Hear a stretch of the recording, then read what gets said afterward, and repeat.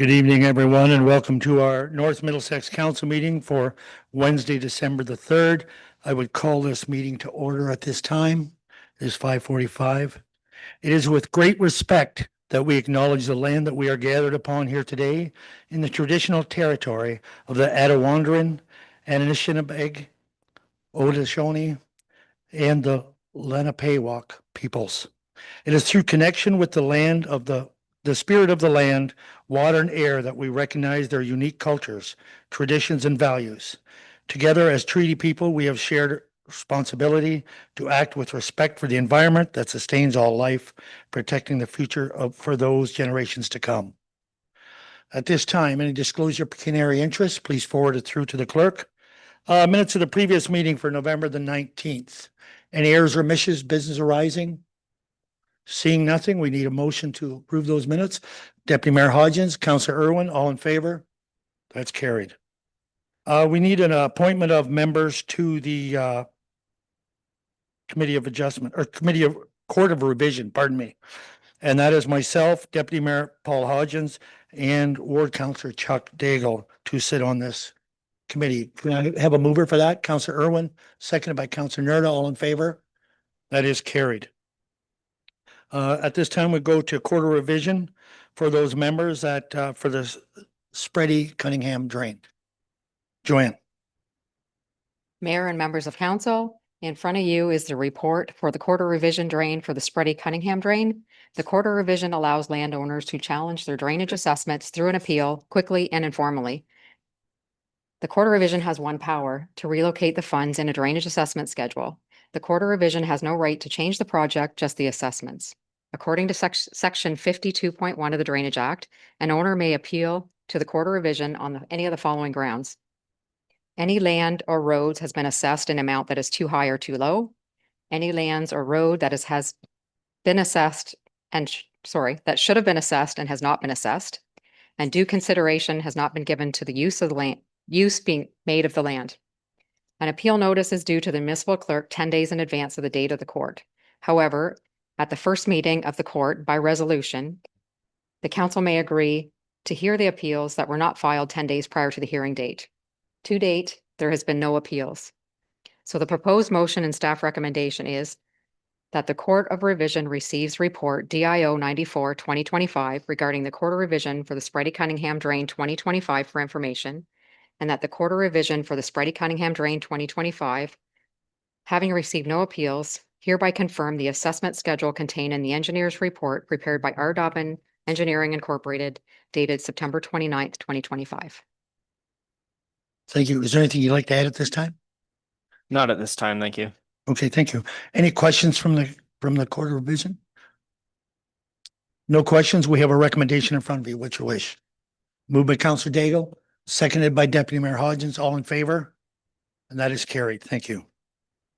Thank you. At this time, I need a motion to adjourn the Court of Revision and move to regular council. Councillor Nerda, Councillor Keogh, all in favor? That's just members. Councillor Daigle, Deputy Mayor Hodgins, all in favor? That's carried. And then we need another motion now to go into public meeting for drainage. Councillor Daigle and Councillor Keogh, all in favor? Carried. Okay, our first item is that meeting to consider Rawlings drainage works. Mayor and members of council, the Rawlings Drainage Works report has been prepared by R. Dobbin Engineering under section 78 of the Drainage Act. The Rawlings Drainage Works consists of 307 mils of proposed twin 750 millimeter tile with catch basins, 35 meters of proposed 900 millimeter diameter steel casing completed by Jack and Bore across Richmond Street, 607 meters of open ditch deepening and widening to support the upgrade and improvements, one access culvert replacement, and a road culvert replacement by open cut on Mooresville Drive. This will include a water main lowering. The drain crosses into our neighboring municipality of Lucan Biddulph. The design of this drainage coefficient is 38 millimeters in 24 hours. The access culvert is designed to provide an outlet for a 1 in 5 year storm event, and the township road culvert is designed to provide an outlet for a 1 in 25 year storm event. The cost of the project is estimated at $474,830. The proposed motion and staff recommendation is that council receives the report JIO 95 of 2025 regarding the meeting to consider the engineer's report of the Rawlings Drainage Works 2025 for information, and that council accepts the final report for the Rawlings Drainage Works 2025 prepared by R. Dobbin Engineering Incorporated, dated October 24th, 2025, and that the first sitting of the quarter revision on behalf of the Rawlings Drainage Works 2025 be scheduled to be held January 14th, 2026 at 5:45 PM. Thank you, Joanne. Is there anything to add right now? Nothing to add. We are looking for, is there anyone who has questions from the affected landowners on this application? No comments from landowners? All right. Is there anyone in attendance who would like to have their name added or dropped from this? Would you like to come forward, sir? Okay. Would you like to come forward? Just up to the podium, if you will. Can you turn that on, please?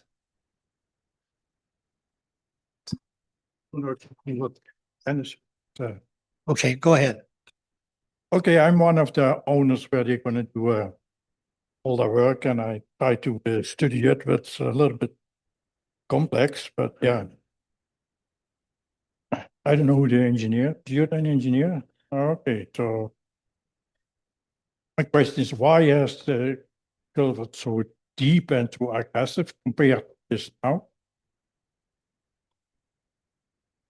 So through the chair, so the reason the drain is getting deepened through the open channel portion is due to the depth of the tile. So we're restricted by a gas main and a water main on Richmond Street. And with the required clearances to the gas main, the tile drain ends up being significantly deeper than is there now. And therefore we have improvements downstream to the open channel, which results in the deepening. Okay, thank you. Does that answer your questions? Yeah, if I look at the whole project, I know the drain goes to my field, that's the main drain, and that starts breaking and is plugged up. But I find it quite a big process to get fixed. Yeah. And I know my neighbor on it here across the road, they want to maybe tile it.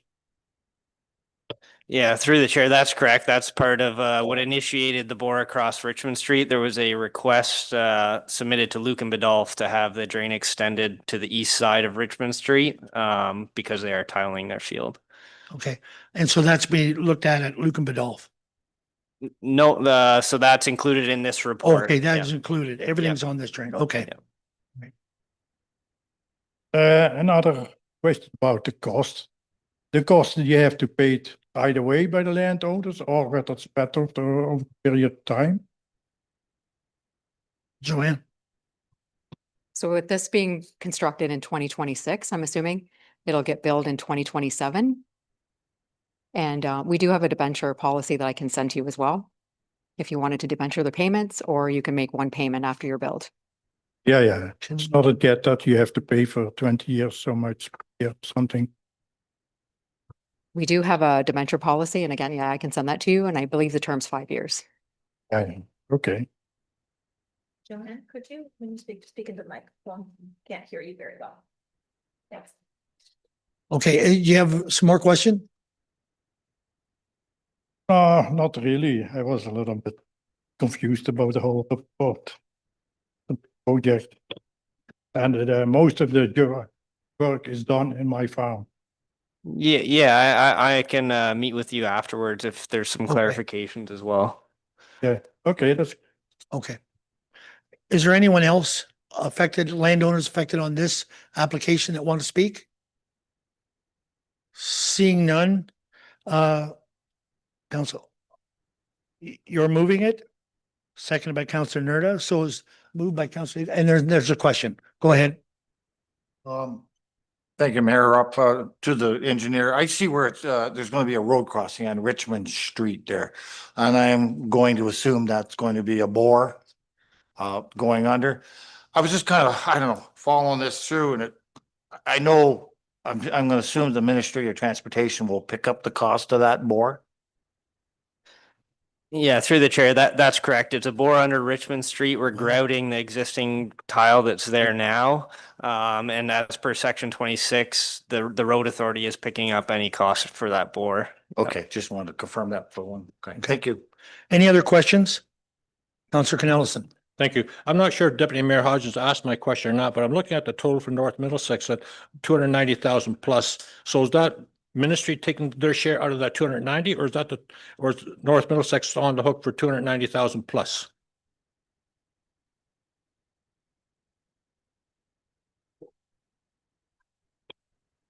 Through the chair, so the 290 is all of the assessments within the municipality of North Middlesex. So that includes landowner assessments and the MTO portions. So the municipality has assessment for the water main lowering of approximately 48,000. And then the Mooresville Drive road crossing of about 68,000. 68,000 across Mooresville Drive? For the culvert across Mooresville Drive, and then the water main lowering is 48,000. Yeah. It seems high to cross Mooresville Drive. I'm just wondering how you come to that number. It seems relatively high. Yeah, through the chair. So it is higher than a typical road crossing. The length of culvert required because the channel is so deep escalates that cost and makes it larger than a typical road crossing. Okay. Okay, thank you. Do you have another follow-up question, Deputy Mayor? Yeah, thank you, Mayor Rob, and back again to you. When I go through the estimated net assessment and all this here, when you read down, there's a line from under the township of Lucan, but off, and then there's a line, Minnesota, North Bay, and they're all going back to that road cost. One's 58,000, one's 59,000. That seems like, are they being assessed that on each side, or how does that work? If you've seen those numbers. Yep, through the chair. So if you look at the MTO's assessment for Richmond Street, it's broken down for half of it being in Lucan Badolf and then half being in municipality North Middlesex. So those two combined is the assessment for the bore and all the work within the MTO right away. Yeah. So the whole thing is roughly 110 or 120,000 roughly to do That- that bore. That's Estimated. Yep. Okay, thank you. Okay, any other questions? If not, we have a motion moved by Counselor Daigle, seconded by Counselor Nerda, to move the recommendation. All in favor? Opposed? One opposed? That is carried. Next one is 7.2, meeting to consider Robinson Drainage Works 2025. Joanne.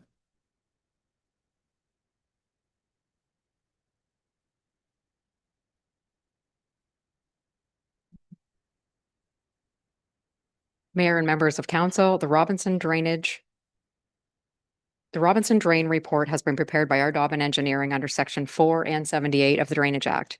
The Robinson Drain consists of a main drain and several branch drains, 2,208 meters of proposed tile replacement with eight catch basins and a road crossing on West Corner Drive. The drain is designed to accommodate a drainage coefficient of 50 millimeters in 24 hours. This is above the grantable standard of 38 millimeters in 24 hours, so the overage is not grantable. The estimated cost of the project is $338,411. The proposed motion and staff recommendation is that council receives report DIO 96 of 2025 regarding the meeting to consider the engineer's report for the Robinson Drain 2025 for information, and that council accepts the final report for the Robinson Drain 2025 prepared by R. Dobbin Engineering Incorporated dated September 29th, 2025, and that the first sitting of the quarter revision on behalf of the Robinson Drain 2025 be scheduled to be held January 14th, 2026 at 5:45 p.m. Thank you. Again, anything you want to add at this time? Not at this time. Thank you. Okay, thank you. Questions from affected landowners on this application on the Robinson Drain? Seeing none. Questions from council? No questions from council on this. We are looking for another up once again by Councillor Daigle, seconded by Deputy Mayor Hodgins. In favor? Carried. That is carried. Thank you. I'm looking for a motion to adjourn the drainage public meeting for Rawlings Drainage Works and Robinson Drainage Works and to reconvene into open session. Councillor Nerda, Councillor Keogh, all in favor? Carried. So we're now in open for public planning, public meeting for planning as scheduled on the agenda. And so the first one is 8.1 notice of public meeting to consider application ZBA 13/2025 located at 2106 Elliott Drive. And so Ashley, that's yours. Do we have the applicant with us? I believe the agent's online and the I- applicant may be I here. in the believe we have audience. them on Zoom. Is that correct? Hi, I- yes, yes, that's Okay, correct. you can hear us? Okay, thank you. Thank you. Okay, Ashley, go ahead. Perfect, thank you. So the purpose of this evening is to host a public meeting and provide information on the proposed application. It will also provide council and the public an opportunity to ask questions and provide additional information, as well as provide feedback for consideration. A recommendation will be brought back to council at a future date after all feedback has been received and taken into consideration. So simply put, no decision is being made this evening, and the results of this evening could lead to revisions being made in the conceptual plan. So the subject lands, as noted, have a municipal address of 2106 Elliott Drive in Park Hill, and they're located at the northwest intersection of Elliott Drive and West Park Drive. Elliott Drive and West Park Drive are both classified as local roads under the jurisdiction of the municipality of North Middlesex. The subject lands are approximately 2.43 acres in size, with a frontage of approximately 67 meters on West Park Drive and a frontage of approximately 146 meters on Elliott Drive. The lands are designated as a residential area in the North Middlesex official plan, and they are also zoned as future development in the zoning bylaw. So the intent and purpose of this rezoning is to construct a townhouse development on the property while retaining the existing single detached dwelling that will be severed off through a future application process. So 3 townhome blocks are proposed. So I'm just going to pull up the conceptual plan for you here, which was attached to the agenda, and it may be easier, maybe a little bit difficult to read just with the scale here, but it was attached as well. Loaded, okay. So as proposed, there are 3 townhome blocks for a total of 38 units, one with 10 units, one with 12 units, and one with 16 units. Each unit will be accessed by a privately owned internal road. The intent is for these units to be subdivided through a condominium plan and sold individually in the future. These units are intended to be 2 stories, each have a private garage and driveway for a total of 2 parking spaces per unit. And your rear yard amenity space with private wood decks for each unit is also proposed. The site also proposes 10 visitor parking spaces, one of which is a barrier-free space. So to facilitate the proposal, site-specific relief is requested through this rezoning application. So for the single detached dwelling, what looks to be for those passing by as the side yard is technically classified in your zoning bylaw as the rear yard, and vice versa. So the site-specific relief for this dwelling is really technical in nature. And in essence, it's just going to flip what yard is categorized as what, and otherwise will meet the zoning setback requirements of the zoning bylaw as it exists today. For the townhome dwellings, a minimum lot frontage of 6 meters per dwelling unit is required, which for a development of 38 townhome units is 228 meters in total, whereas approximately 43.7 meters of frontage is proposed on West Park Drive and 114.5 meters of frontage is proposed on Elliott Drive, for a total of 158 meters approximately. A maximum gross floor area as a percentage of the lot area is 55% currently, whereas 70% is proposed. And a maximum of 8 units in a row is permitted, whereas a maximum of 16 units in a row is proposed. Additionally, a technical provision is proposed to ensure that the zoning standards, including but not limited to setbacks, lot area, lot coverage, and landscaped open space, continue to apply to the entire development as originally approved, even if the subject lands are later divided through a condominium plan. So this won't, in essence, change the form or scale of the development, but just simply avoids the need for additional planning approvals that could otherwise potentially be required when they're divided.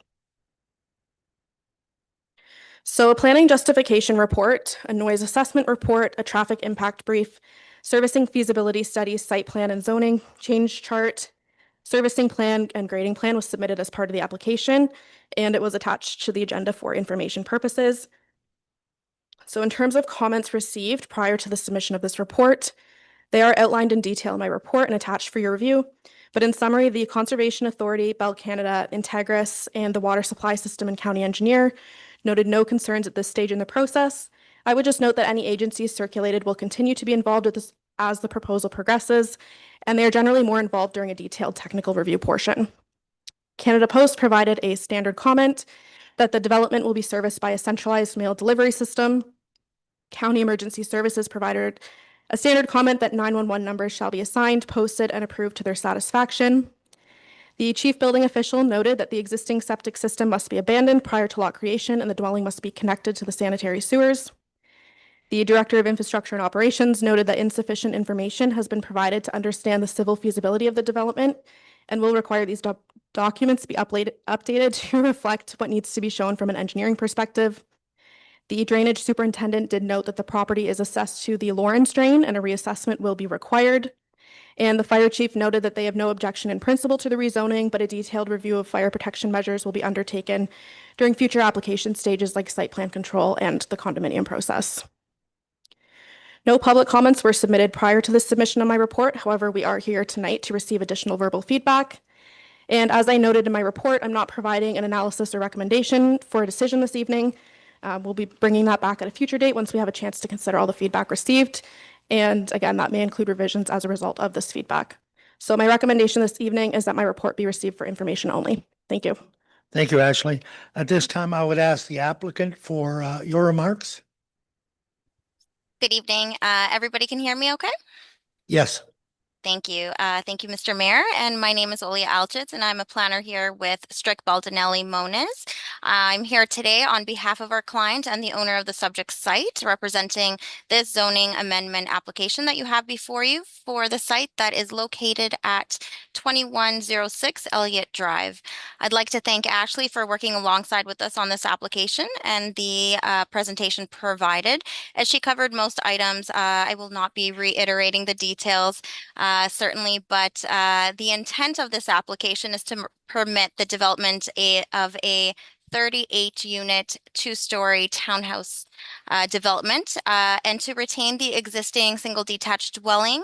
And the proposed development is in line with provincial, county, and local policy criteria that is supportive of residential intensification, which provides housing options for the residents of North Middlesex in an appropriate area that has sufficient servicing capacity and is reflective of sound planning principles. I'm available to answer any questions that may arise. Thank you. All right. Thank you very much. There was no written submissions, but is there comments from the public on this application? So you want come up, please, sir.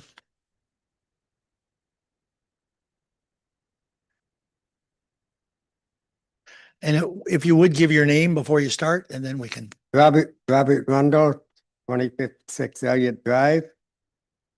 I've seen the application and it isn't indirectly, it doesn't affect me other than how could you justify 38 units in that little space? Like, all you got to do is go and look at it and you can see it's not adequate to have that many buildings.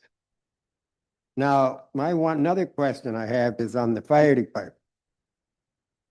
They take 10 to 15 minutes to get to the fire station because they're on call and it's a volunteer fire station. I understand if something in this density ever caught on fire, it wouldn't just be one that went up in flames. And another question I ask is the lagoons and our sewage plant. Sewage plant, I understand, hasn't got to go. Like, I've never heard anything on that other than pumping out lagoons. You add this many more buildings, you'd be pumping out the lagoons more often. And who foots the bill? Us tax. And lighting for traffic. It's bad enough there at that corner now. Should it be a four-way stop where it is? There's been accidents there and people not stopping at stop signs that are even there now. You can ask Jeff B. He says they fly through there and don't even bother stop. should be a four-way stop as of now. And to build this, you're gonna need lights. You're gonna have 50 to 60 cars trying to get on Elliott Drive and West Park and back in daily. I just think 38 units is a joke. Water supply, I don't know how accurate it is for supplying all these new places that you're building. I haven't got into looking into that. Some of the decisions I think the council has made, like the gentleman that made the decision on Theo's old place, he's got it up for sale now because he can't afford to put development in. I just cannot see how this is gonna do anything for the town. Okay, thank you, Robert. You made a couple of good points that I'm gonna ask staff to address. And one is the four-way stop. I think that should be looked into. And I would direct that over to you, Sam, just to look into that, to see about doing that. Well, you put one down here at the corner. Should have had it up there. Okay. And the other one was the comment on the sewage. I would turn over to you, Sam, as well. Yeah, thank you, Your Worship, and through you. Excuse me, a traffic impact assessment is a part of the development process that we have to go through for this one. It is something that they provided, and it is something they will have to continue to provide through future planning processes. So that is certainly something that staff will work through with the applicant and the developer. As it relates to the capacity part, as Ashley noted from the comments that I provided on the file to date, we have yet to receive sufficient information to get into those level of details to know if there's any issues or not. But again, that is stuff that we do have to work through before approvals from my end would ever come. So if we didn't end up getting anything that showed that there was issues, that of course would be voiced in the comments that I would put forward at that time. As it relates to capacity at the lagoons, as council's aware, that is no longer a concern. There is capacity in the lagoons to date. Now that doesn't speak to the sewers from the site to the lagoons, but obviously the lagoons themselves are fine. Okay, thank you. Because there was good points made, and that's what we're here tonight for, to collect the information and get feedback to them. Is there more comment on this application from the public? Seeing no more comment from the public, questions, comments from council? Deputy Mayor Hodgins, go ahead. Thank you, Mayor Rob. Just as maybe it's a little early, and I apologize if I'm maybe getting a little bit earlier in this report. But, and if it's actually at this time where it's considered, but fencing around this set of property, I'm sure it will be addressed. I hope it's addressed. Ashley, Yes, thank you through Mayor Rob. So thankfully, we do have a fence bylaw in place now. So we have a legal mechanism to actually enforce fencing, which is greatly appreciated from my perspective. okay, thank you. Councillor Keel. And then That was my question, was fencing. More so just the height of the fencing. With having a commercial business across the road that's been there for many, many years, that they really shouldn't be impacted with their business through late night work with a new residential development. So anyhow, that was my only concern. Okay, And it thank you. looks as though it's being addressed. Okay, thank you. Councillor Nerda. Thank you, Mr. Mayor. This question is for the applicant. I don't know if you can answer this now, but are these going to be leased units or are these units for sale? Yes, and through you, Mr. Mayor, thank you for the question. So at this stage, the intent is to put forward a vacant land condo application following the zoning amendment application. But again, this is quite early in the stages. And of course, as you can appreciate, economies change.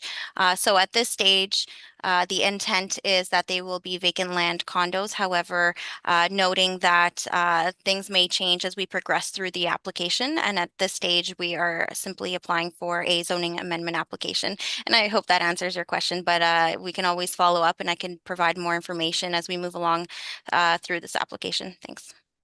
Thank you. Councillor Cornelison. Thank you, Mayor Rob. I believe my question has been somewhat asked, but my question is a little bit different in that should they be placed on the market, how many of these units would be considered as affordable units? Is there a percentage that you would promote as affordable? And to answer that question, so at this time, we don't have that information. Again, it's sort of one step at a time. We want to go through the zoning amendment application process first, see that it is approved, of course, voted by council. So at this stage, unfortunately, I don't have that information regarding if it would be affordable or not. I have a follow-up question, if I may, and that is the purpose of retaining the existing dwelling. Would it not make sense to remove it and increase the capacity of additional dwelling units to be constructed? Yeah, certainly. At this stage, we have decided to retain. It just made sense to the owner, and I think it still fits the site and the proposal and the site plan. So we're happy to keep the existing dwelling as is. I guess it fits the site as a matter of perception. Sure. Other questions? Seeing no others, I do have a couple that I would, for the applicant, and one is our official plan, I believe. I talked with you, Ashley, it means a maximum of 8 units in a row. Is that not correct without a break?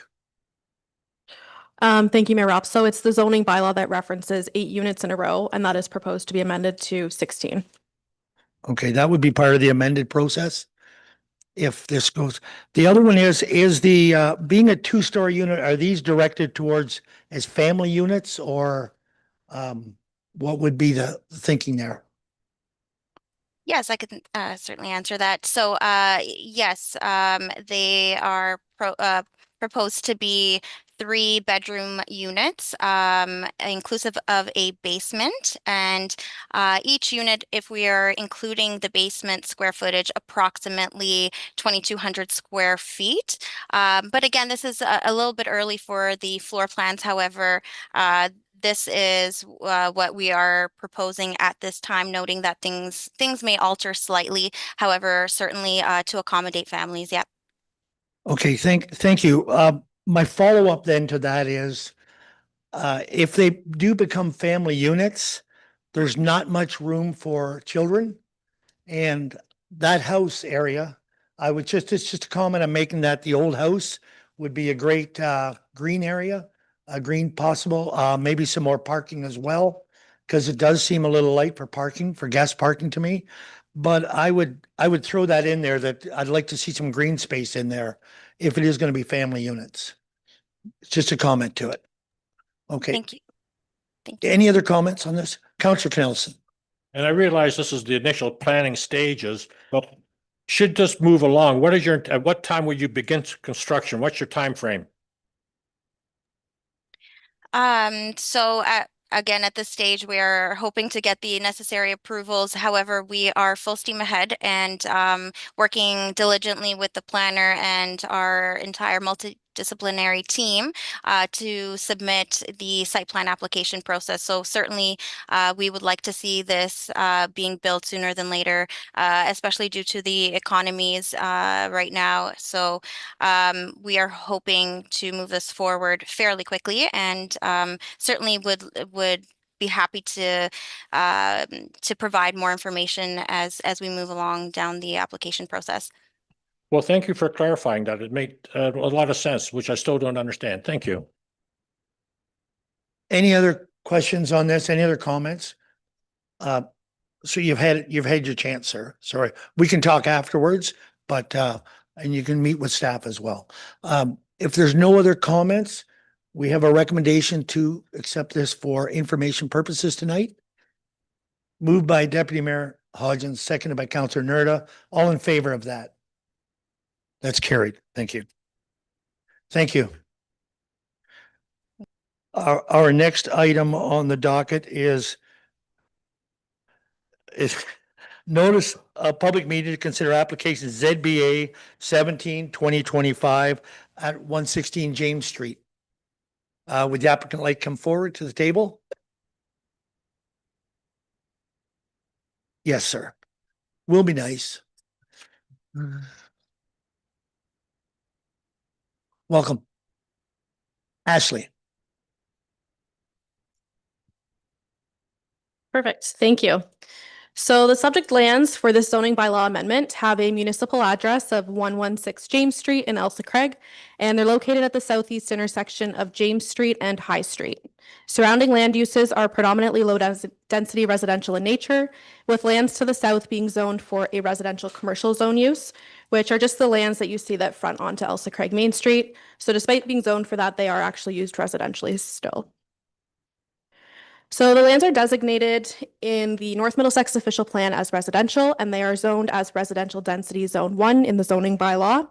And the purpose and effect of this amendment is to rezone the subject lands from the residential density 1 zone to a site-specific residential density 1 exception 25 zone. And this will facilitate the conversion of one existing detached residential accessory structure for a home industry use, which is a small-scale art and woodworking studio locally known as the Ald Barn. Standard home industry provisions of the existing zoning bylaw are proposed to apply, such as that there's no external advertising unless it's an unlit sign. There's no external storage of goods, materials, or equipment, something like you would see in a contractor's yard per se. It's clearly secondary to the main residential use of the property, and it does not change the residential character of the area. And notably that it does not become a public nuisance in regards to noise, odors, smoke, traffic, or parking. And additionally, that it cannot have more than 2 persons other than the owner employed on a full-time basis. So staff recommends that site-specific exceptions be included to recognize the existing lot frontage and depth. Under your current zoning bylaw, you need 20 meters by 40 meters. Our county mapping shows it's approximately 20 by 37. So we would just be deeming that to comply as it stands today. The other site-specific exception would just be to recognize the existing unlit sign. It can be permitted to stay as it exists today. We won't require them to bring it down to the 16 square foot requirement. That's typically required for a home industry use, and we would recognize the existing parking area as sufficient. So these exceptions are not anticipated to generate any land use compatibility concerns. And additionally, the permitted use will strictly only be allowed in the accessory structure as it exists today. So no additions or that sort of thing without coming back before council for an approval.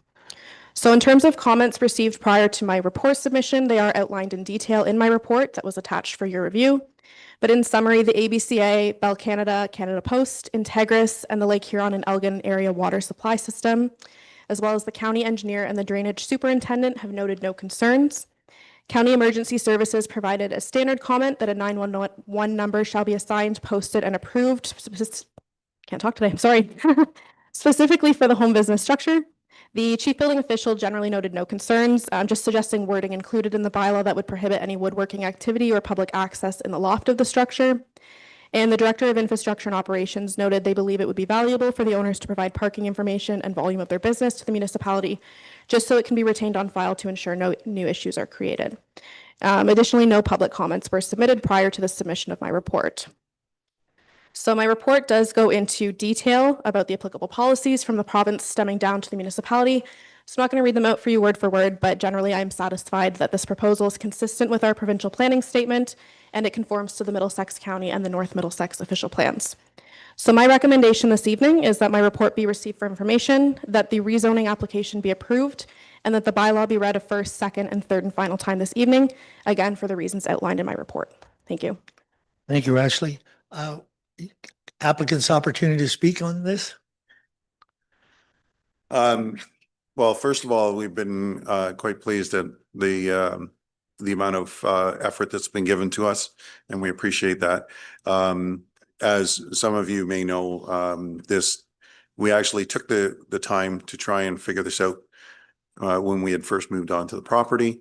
Unfortunately, we had no response back from anyone in council. The person that we were reaching out to didn't get back to us. So here we are today, and we appreciate everything that you've considered for us. As far as the parking, if I may address that, there is room for 3 cars. We rarely have that many as far as customers. It's usually ours and another partner that comes from time to time. Other than that, there's plenty of parking for anything that we have going on. Okay, thank you. So is there anyone from the public who has comments on this application? I'll ask once more, any public comments on this application? Seeing none, council, questions, comments? Councilor Nelson. In reading through the application and the report here from Ashley, the one thing I noticed is you're talking about woodworking. Am I correct in that? Correct. You didn't include anything in your report about noise bylaws or hours of operation, and I'm just curious about that. Thank you, through Mayor Ropp. So there is a provision already in your zoning bylaw specific to home industries and that they can't create a noise or public nuisance is what they word it as, but they give a few examples as well. And then in terms of enforcement of perhaps a noise bylaw, that generally would fall more with the clerk's department. But we do have verbiage around that in the zoning bylaw. Thank you. Okay. Any other questions, comments? Seeing none, we have a recommendation in front of us. Moved by Councilor Irwin. Correct. Seconded by Councilor Nerda. All in favor? That is carried. Thank you. Thank you very much. Appreciate it. Thank you. Our next application is a meeting to consider application OBA 18 and ZBA 18 2025. And do we have the applicant here for this? They're online as well? Okay.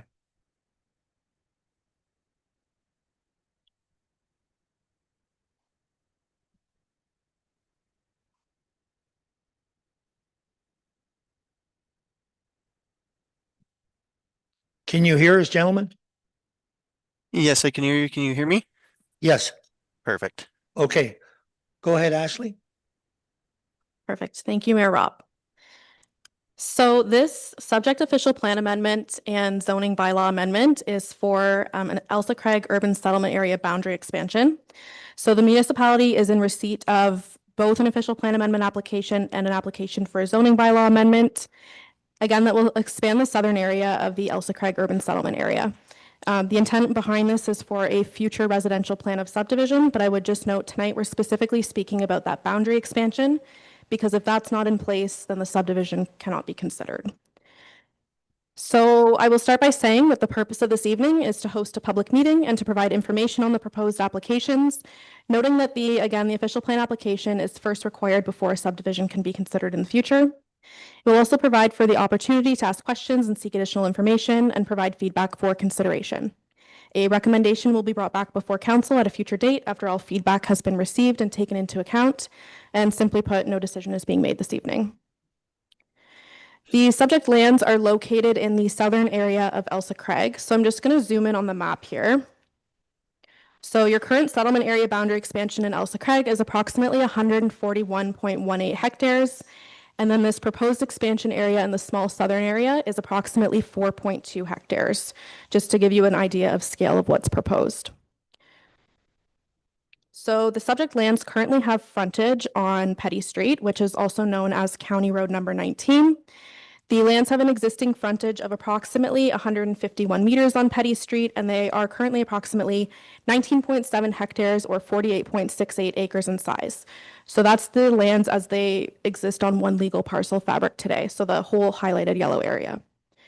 So Petty Street is classified as an arterial road under the jurisdiction of Middlesex County, and the subject lands are currently vacant of any buildings and structures and contain woodlands, ravine lands, and agricultural lands and crop production. The lands are surrounded by agricultural lands to the south and west, low-density residential lands and woodlands to the north, and rural industrial lands to the east. The Asable River is also located northwest of the subject lands, and a portion of the lands are regulated by the Asable Bayfield Conservation Authority. So when you look at the mapping there, the red hatched area is what's regulated by the Conservation Authority, and the green hatched area is what is identified and classified as significant woodlands and protected by the County Woodlands bylaw. So the subject lands are currently already partially located within the urban settlement area. So if you just look where my mouse is here, where this yellow line follows, the settlement area boundary is approximately right along the lands there, meaning that they could already technically be developed residentially. So the purpose of the official plan amendment is to make the boundary a little bit larger and bring in the rest of the red area there, to put it in simple terms. So currently the lands that are within the settlement area boundary are designated as a residential area per your official plan, and then the lands subject to come in that are just outside of the boundary currently are designated as an urban reserve area. meaning that they're anticipated at some point in the future to come into your boundary anyways. So the lands also contain hazard lands and woodlands, and they do also contain ravine lands as noted, and those areas are proposed to remain undeveloped and outside of the boundary at this point in time. So the official plan amendment is required to bring the official plan amendment is required to bring a portion of the subject lands being approximately 3.4 hectares or 8.4 acres in size to merge with the lands outside of the boundary that are approximately 4.2 hectares or 10.4 acres. So in theory, if the lands were to come into the boundary, this would give you a total developable area of approximately 7.6 hectares or 18.78 acres, with the balance of the lands being close to 30 acres remaining outside of the boundary and not proposed to be developed. So the zoning bylaw amendment application is required to align with the official plan designation, which is why it's being proposed simultaneously. So the proposal is to rezone the lands from the existing residential density 1 and urban reserve area to a site-specific residential density 1 for single detached dwellings with lot frontage of 11.8 meters, whereas 15 meters is required, for a lot area of 360 square meters, whereas 460 square meters is required, and for the maximum lot coverage to be based on ground floor area as opposed to gross floor area. For the townhome dwellings that are proposed, specifically, they're requesting relief for the gross floor area maximum permitted lot coverage. Currently 65% is proposed, whereas 55% is permitted, and a minimum rear yard setback of 6 meters is proposed, whereas 7 meters is required. Additionally, this would recognize the lot frontage being a private condominium style development. An environmental protection zone is proposed for the tree line drip buffer as recommended by the environmental impact study. And there's also a parks and recreation zone proposed for the parquet. And a portion of the existing lands will maintain just a standard residential density zone 1. So I'm just going to pull up the draft subdivision layout, which again is a little bit challenging to see on screen, but it is attached in the agenda package, which is likely easier to see. So should the boundary adjustment be approved, the applicant intends to proceed with a future application for draft plan approval for a plan of subdivision. This subdivision is proposed to contain approximately 69 residential lots for single detached residential dwellings and 1 medium density residential block for approximately 52 townhome dwelling units. The subdivision would be accessed by a new public street shown as Street A on the plan. So Street A connects into Petty. The block for the townhomes is just that larger block there that you see. And then Street A would loop into a crescent and is proposed to have a 20-meter right-of-way width and designed in accordance with municipal standards, meaning that it will become a municipal road in some point in the future. The townhome block would be accessed by a private internal roadway. So to support the application, we did receive a planning justification report, an archaeological assessment, environmental site assessment, residential land needs assessment, geotechnical investigation, planning justification report, a development assessment report, which is sometimes otherwise called an environmental impact study, a noise assessment report, an agricultural impact assessment, and a preliminary engineering report. And those have all been attached to the agenda for information purposes that are accessible to council as well as members of the public. And staff have also provided third-party engineers and agrologists copies of submitted studies for peer review as appropriate. In terms of comments received prior to my report submission, they are outlined in detail and attached for your review. But in summary, the ABCA, Bell Canada, Integris, the Lake Huron, and Elgin water supply system, the county engineer and the drainage superintendent noted no concerns at this point in the process. I would just note that any agencies circulated will continue to be involved as the proposal progresses, and they are generally more involved during the subdivision review stage of a development like this. County Emergency Services provided a standard comment that 911 numbers shall be assigned, posted, and approved to their satisfaction. The chief building official recommends that consistent fencing be installed around the perimeter of the development in advance of building permits to ensure consistency, including park and medium density blocks. That design of a future medium density block is to be confirmed, that confirmation of the house and laneway at the north entrance is to be confirmed, as well as confirmation of septic location for any potential existing septics on the subject land or existing dwellings. And I think that comment mostly pertains to the existing dwellings to the north of the lands. The Director of Infrastructure and Operations noted that insufficient information has been provided to understand the full civil feasibility of the development, and we will require some documents to be updated to reflect this. And the fire chief noted that they have no objection in principle to the official plan amendment and zoning bylaw amendment, just noting that a more detailed technical review is still to come. So we did receive one formal written submission from a neighboring landowner named Amy Walby, who resides at 11774 Petty Street. She did require about the location of parkland, the type of the development behind her existing residential property, and expressed concerns with potential impact on environmental features, additional population in the area, delineation of development from neighboring lands, potential traffic and noise, and the loss of agricultural lands. And this written submission was also attached to the agenda this evening for your review. No additional written comments were submitted prior to the submission of my report. However, we are here to receive additional verbal feedback tonight. And I would just also like to note that we are actively working to consult with the Stony and Kettle Point First Nation, and we are seeking their comments prior to a decision being made. The lands we are privileged to stand on today in North Middlesex are lands in Treaty Number 29, and I cannot emphasize enough how important this consultation is and that we have a duty to consult. This is also about respect and strengthening the quality of our decisions. So as noted in my report, I'm not providing an analysis or recommendation. We're strictly here to hear feedback, and my recommendation is that you receive my report for information. Thank you. Thank you, Ashley. At this time, I would turn it over to the applicant for your remarks, and I have Jamie Robertson speaking to that. Is that correct? Yes, that's correct. Okay, go ahead, sir. Thank you very much through your worship. Again, I'd like to stress and thank Ashley for her work on this file. This has been a file that has been a few years in the making for us to get to this point, and it's been very good coordination back and forth. So I do thank her for that. Just as a very quick summary to what Ashley has already said, the settlement area boundary adjustment is primarily to include that 4.2 hectares of land that is currently fragmented outside of the settlement area on the current existing property, and that will allow the full property development potential to be met as we continue through a development of a draft plan of subdivision in the future, as well as updating any specific subdivision design through consultation at that particular point. For the public comments that had been previously received, as Ashley had said, a few of them are a little bit more specific to the draft plan of subdivision process, whereas others kind of go in with the settlement area adjustment. I would just like to make a couple notes towards those comments because I do feel that they are valid and worth getting some form of response back on. So a couple of the comments asked about the parkland location, which currently is proposed in the corner of the Street A development, so that where the crescent comes back around, it's located centrally to the new proposed residential development, so that everybody has access to it on Block 71. The next question that they had brought up were the proposed development behind the addresses of 11726 to 11752 Petty Street.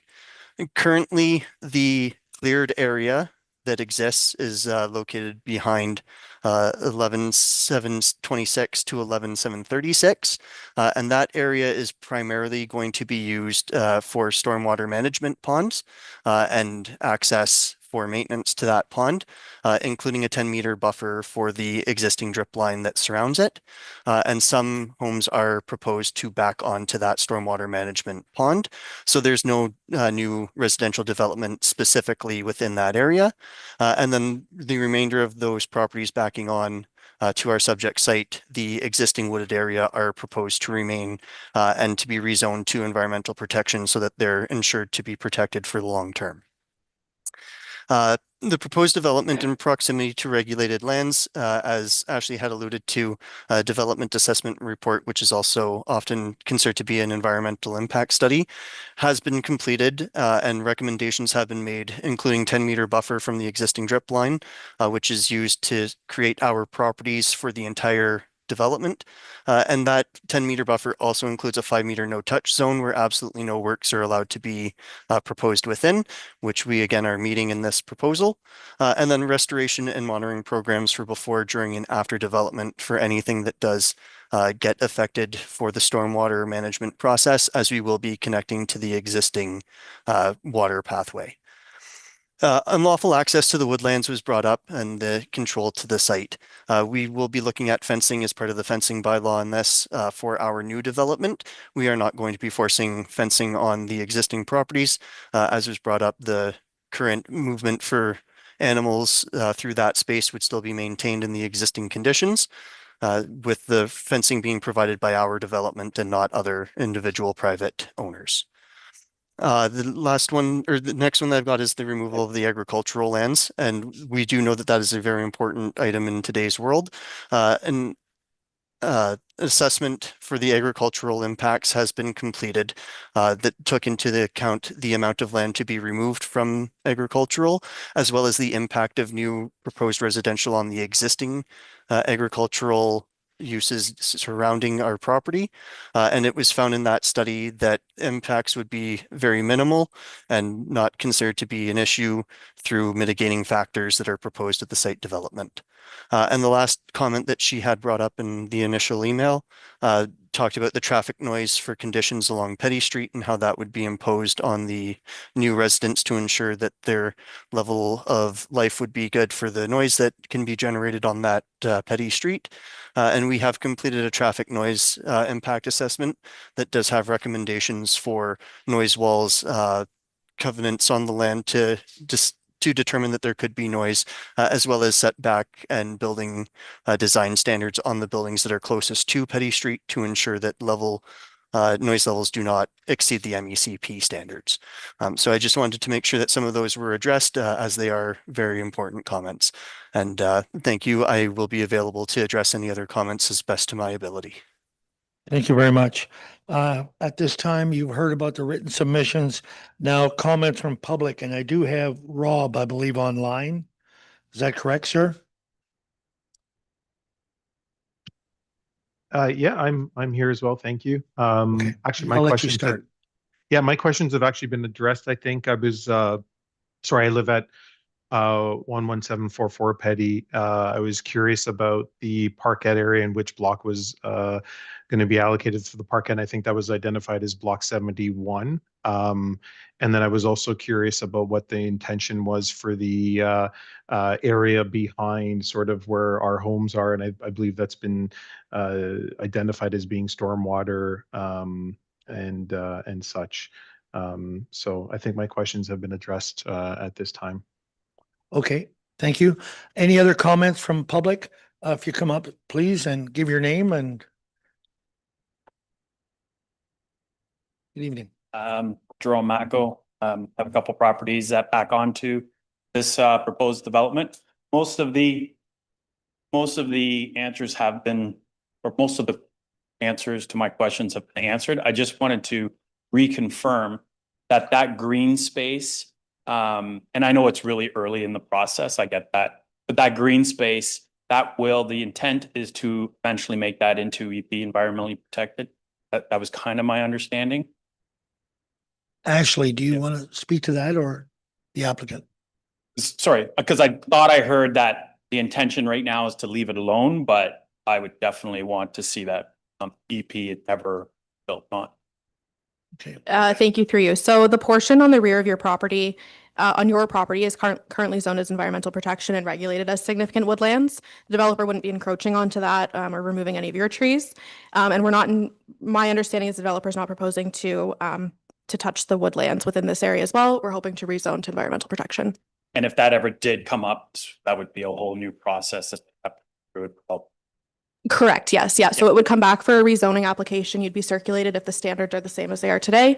And then in terms of the significant woodlands portion, like those are also, we can zone it environmental protection, but they're also classified as significant woodlands. So they're also protected under the county's woodland conservation bylaw. And then same thing as Rob, I had a couple quick questions of the area. And again, I understand that it's preliminary, but the storm drain or storm pond, where would that go to? Where would that go to the river or?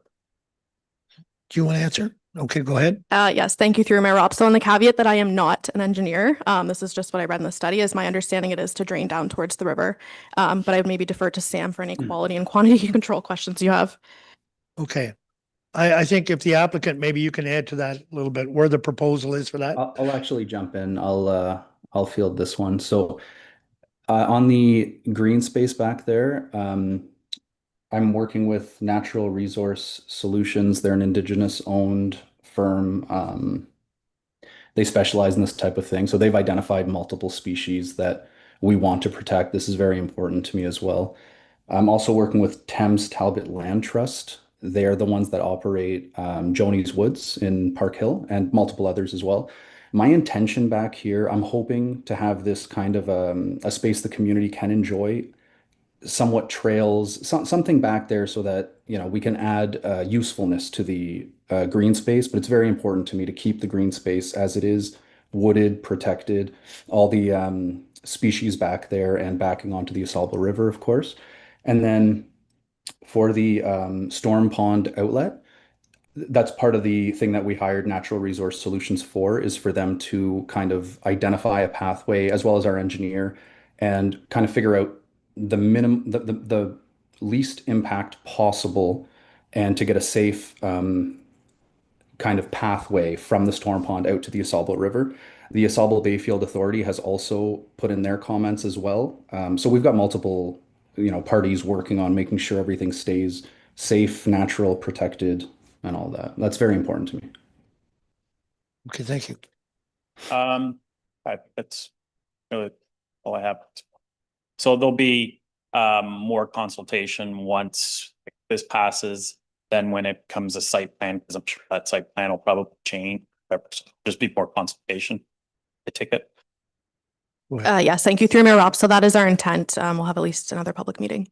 I like that. Okay, Thank you. thanks, Jerome. Any other comments from the public on this application? Seeing none, council, questions, comments? Councillor Keough. Thank you, Mayor Rob. I'd just like some clarification. I'm just looking at the conceptual plan here. Block 70, that's the large undeveloped portion. Is that just to be a park, a soccer field, or could you clarify that for me? Go ahead. Thank you through Mayor Rob. So the intent there is for it to be developed into the townhome dwellings in the future. So I'm just going to pull up maybe the planning justification report to give you a little bit more of a conceptual idea, but they will still be subject to, like, essentially you create that block in your plan of subdivision, and then you have to go through either like a condominium process or a site plan control process to be able to actually build anything on it. So maybe I'll refer that back to the applicant while I pull up the concept plan on what their plans are with that. Yes, through you, your worship. The intent for that block right now is to be designed as townhouse units. So it's being put aside for now because the specific design to that site will go through site plan process at a later stage. We wanted to get an idea in place to go through the zoning process so that what we were seeking would be on something that would be developable. It would be possible for the site. So that portion is not to be green open space, that is to be developed. The green parkette is block 71, which is adjacent to this property, and then kitty corner for the actual intersection. Okay. Just go ahead, follow up. Mayor Rob. Sam, I guess this question will be for you. Will we have sufficient sewage capacity for this development? Through your worship of the councillor, so based on my comments that I gave to Ashley, the information that we've received to date has been insufficient for us to determine whether there are going to be impacts or not. Conversations we've had with the applicant to date has suggested that there are sanitary issues that we'll have to work through, and we have not worked through those yet. So yes, we think there will be some issues as it relates to capacity that we'll have to work through, and we've not worked through those details yet. Thank you. Okay, other questions, comments? Seeing none, did you have another one, Councillor Keough? I just do have a comment. Go ahead. And I just like to say that I'm not here to hold up any type of progress, but I always find it disheartening to see arable farmland put into development. Okay, thank you. If there's no other questions, Councillor Irwin? Move the recommendation. Move the recommendation, and that is to accept this for information at this time. It is moved by Councillor Irwin, seconded by Deputy Mayor Hodgins. In favor? That is carried. Thank you. So our next, we have to adjourn the public meeting and move into regular meeting. Moved by Councillor Keough, seconded by Councillor Irwin. All in favor? Carried. Thank you. Our first item is our first delegation, and that is Asalbo Bayfield. Davin, I believe see you sitting there. Have a seat. Why not? Welcome. Thank you, Mayor Up, Council. Great to be back. Have the opportunity to sit here and speak to you again. This year is a little different. We'll talk about the budget a little bit, but the one piece I do want to talk about is the changes to the Conservation Authorities Act and what that might look like in regards to specifically consolidation of conservation authorities in the province of Ontario. I also want to point out real quickly that with me from the Asaba Bayfield is our financial services coordinator, Tina Crown. Is along. I also want to point out and thank North Middlesex for Councillor Cornelison, who sits on our board, not only sits on our board, but is the vice chair of ABCA for 2025. So thank you. I guess we're going to start. My next question will be which one we start with, but if we're going to start with this one here, really what it is, it's two parts. One is Bill 68, the creation of the Ontario Provincial Conservation Agency. And the other part to this is the proposed consolidation of conservation authorities. So next slide, please. So if we look at the Bill 68, what that allowed for, and just for the record, I do mention later in the presentation, Bill 68 has already received royal assent. We had an announcement on October 31st that there was a proposed consolidation of conservation authorities. The other piece was that there was going to be the creation of this Ontario Provincial Conservation Agency. So I'm going to refer to it as the OPCA. So this OPCA was created with a couple key tasks. Part of Bill 68 was to make changes in the Conservation Authorities Act to allow for the creation of this OPCA. The OPCA, real simply, what it's designed to oversee is not just the consolidation of the conservation authorities, but also to look for opportunities. And there's certainly some things that are positives in the messaging here, but looking at potential ways to streamline and increase permitting speeds, things like that, consistencies among CAs. So these are what the OPCA is going to oversee. The other thing, and it's a little bit different than the current CA model where really the conservation authorities are managed and controlled from the grassroots or local organization through our member municipalities. This OPCA is a bit of a top-down approach, and we're not sure exactly where we're going to meet in the middle, but we'll talk about it later as far as the framework and structure of all this. So one of the things they're able to do, their board will be appointed by the Lieutenant Governor and Council. And that OPCA board, we don't know what it looks like right now. We've been told it's going to be 5 to 12 members. Not sure if they're going to be sector reps or if they're going to be councillors. We are certainly pushing to have local representation right up the chain to this OPCA board. That's something that we're looking to submit or see through. The other one is that there's also a way that there may be some control or input on budgeting, but the other one is key performance indicators that they're going to look at. If you follow the Conservation Authorities Act, or the changes over the last 7 years, there have been a number, and a lot of those have been having us get operations plans together, land strategies, capital asset management plans, all of these things. The one big piece of that is also the permitting timelines and how we do with our permits compared to the provincial average and what the provincial standard is. So that's where that top-down governance piece will come into play. Next slide, please. So one thing I got to point out about these slides here, and the format's maybe a little bit off there, but in the red text, you'll see that what I say is that these slides, as indicated by the province, these aren't my words or the Conservation Authority's words. These are the words the province is using.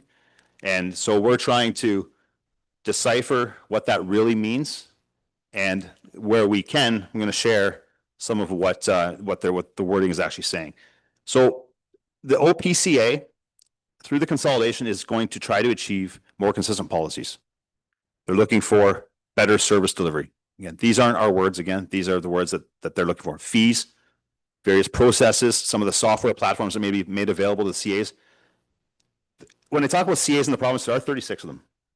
And they vary in size, they vary in budgets, all the way from Toronto Region, which has an annual operating budget of 177 million.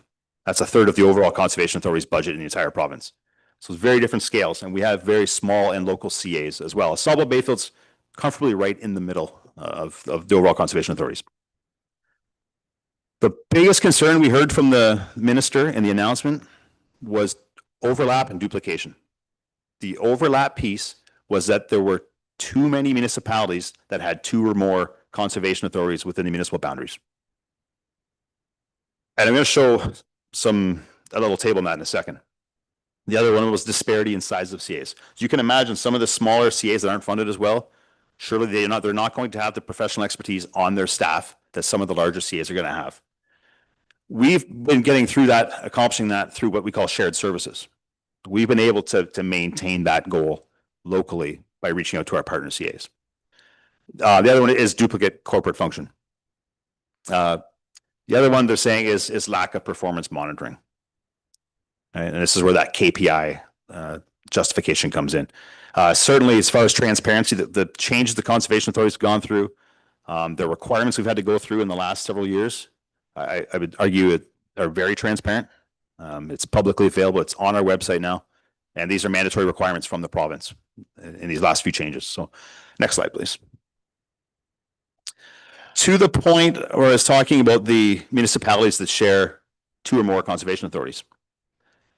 Right now, 36 conservation authorities. The proposal is that the province goes down to 7. And right now, municipalities with 1 conservation authority is 135 in the province. And North Middlesex is one of those.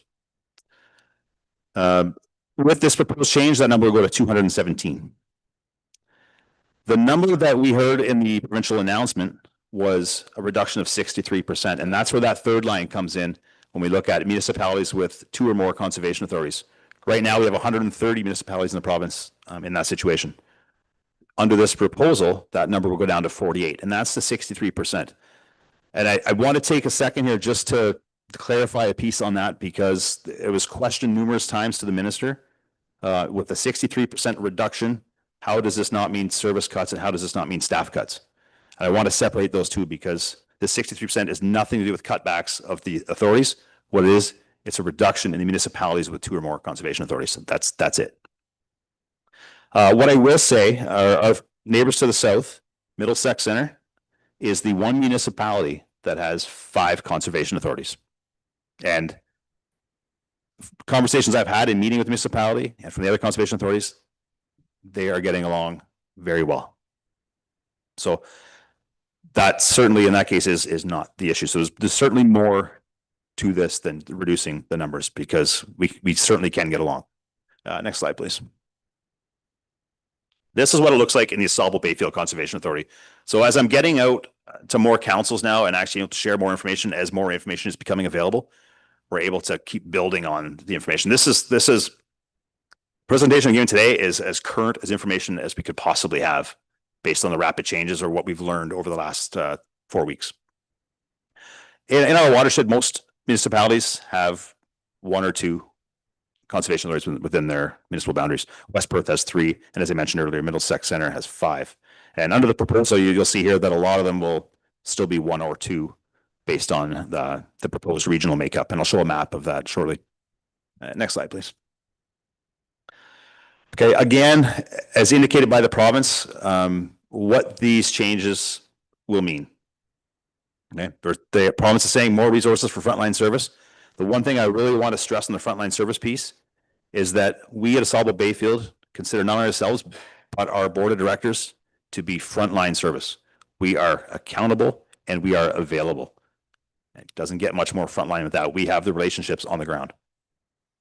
Improve flood management and erosion prevention. Stronger environmental protections that could be maintained. The big one is faster permits. So a lot of what we're looking at is red tape reduction and speeding approvals. More modernized service delivery. There's certainly some opportunity in this one, and we see that. Consistent standards across the province. Technology being available to all sizes of conservation authorities. Certainly some positives and some gains here. What we're hearing is not changing is the areas currently served by conservation authorities. And I'm going to break that one up a little bit because there's been some confusion. What they're saying is in the province of Ontario, areas that are currently within a watershed regulated by conservation authority will stay the same. There's going to be no additional jurisdictions brought into the conservation authority's watersheds. That's all that's saying. And they're not dropping any. If you're currently in a conservation authority watershed, you remain in a conservation authority watershed. The difference being, it may not be called the conservation authority that you're used to calling. So a soluble bayfield may not be a soluble bayfield. And that's, we'll get talking about the regional context to this. Programs and services. I do want to touch briefly on category 1 and category 3, because I do want to do a little high level budget talk in a bit too. But the category 1 programs, those are the ones the province mandated conservation authorities that we have to do. Those are around floodplain management, drinking water source protection, management of our lands. Category 3 are the ones that were optional. If we go back to fall of 2023, ABCA would have stood before council here with a proposal for an MOU for our category 3 programs. And what those category 3 ones are, those are basically elective programs and projects. They're not mandatory or required by the province. All 12 member municipalities of ABCA have signed those agreements. Those agreements are in place until March of 2028. They're 5-year agreements.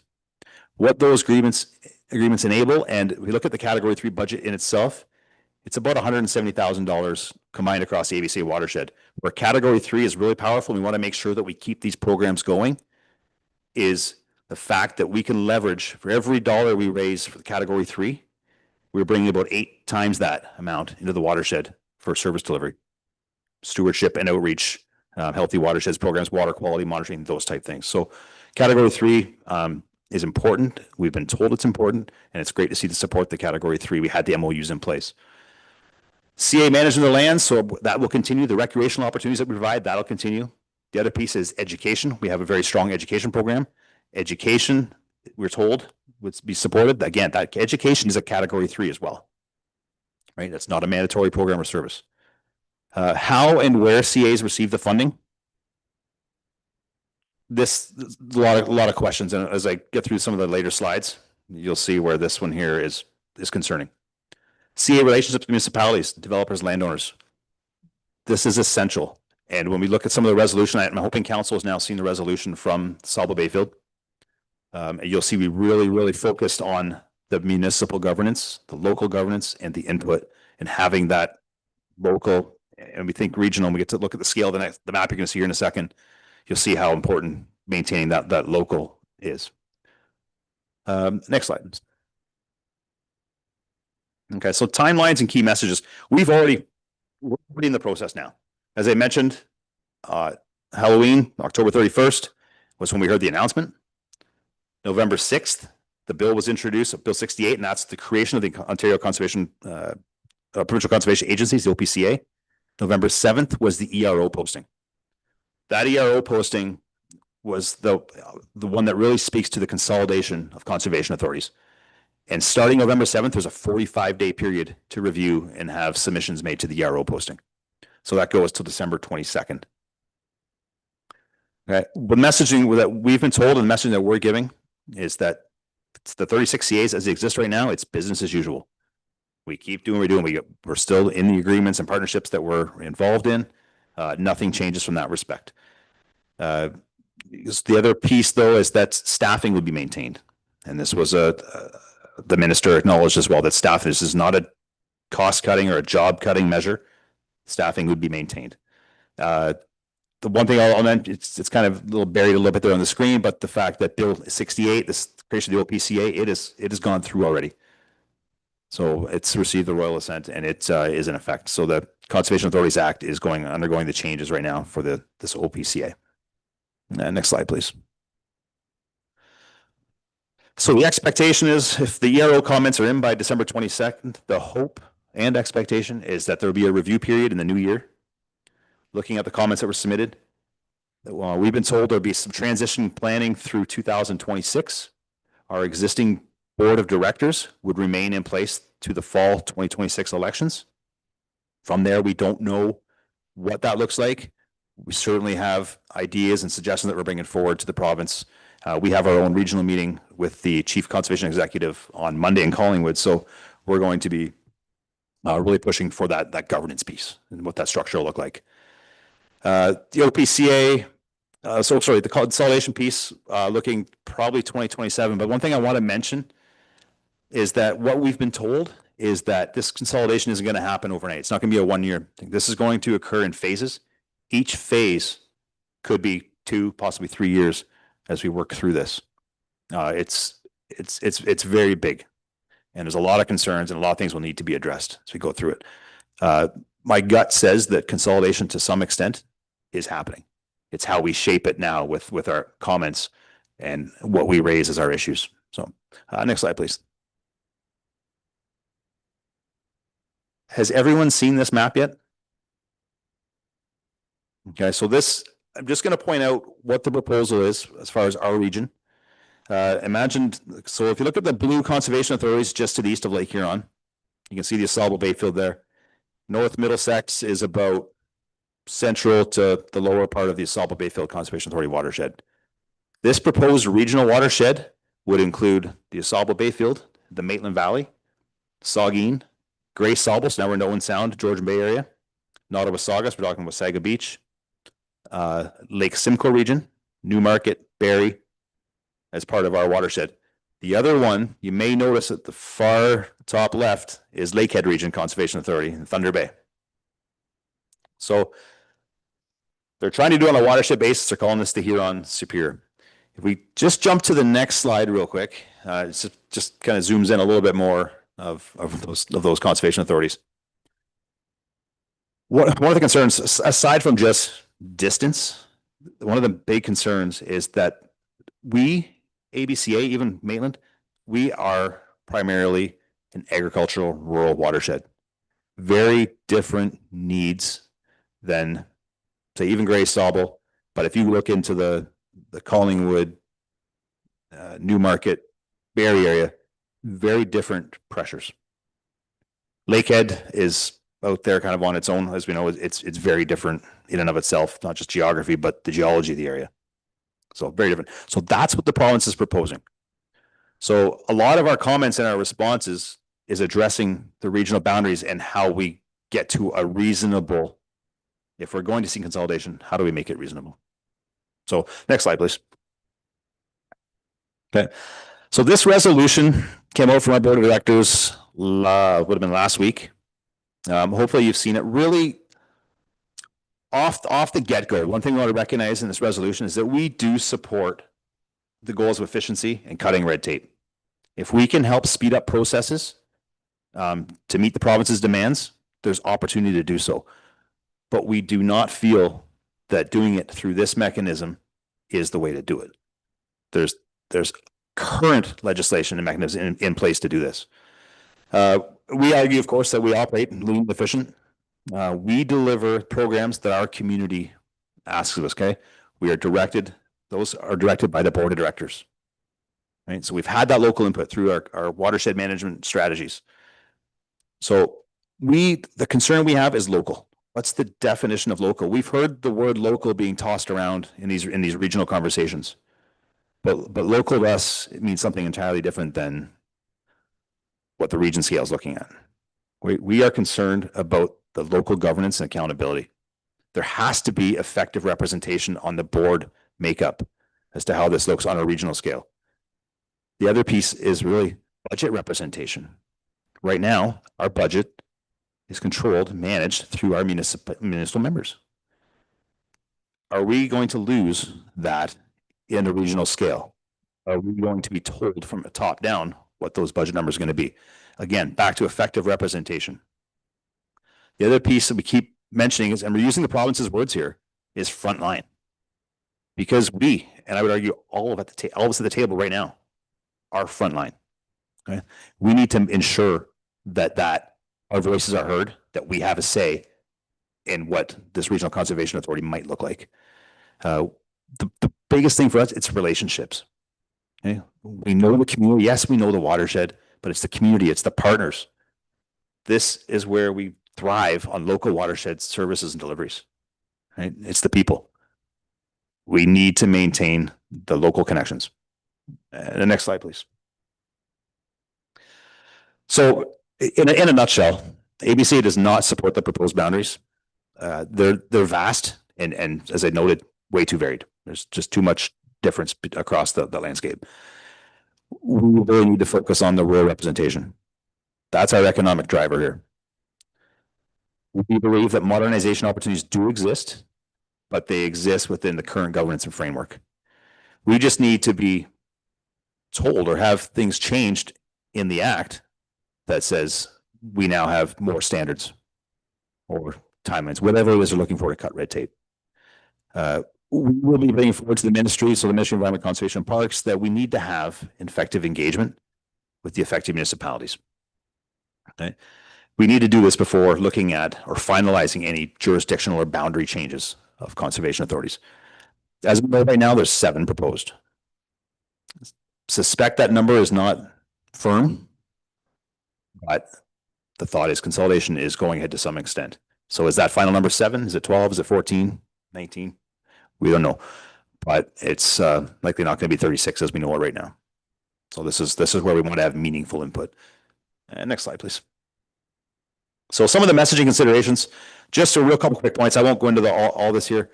We will share messaging, and we've done so through our resolution, but we're also going to have our ERO submission that's going to go out tomorrow, and we will be sharing that with our partners as well. So you will have a chance to see the wording within that submission. And if there's any pieces from that you want to use, that's great. They're there. We're also going to provide a much smaller resolution that the municipalities are welcome to use as their own. They can make some changes, but at least it's a kind of a draft template that's available to support that.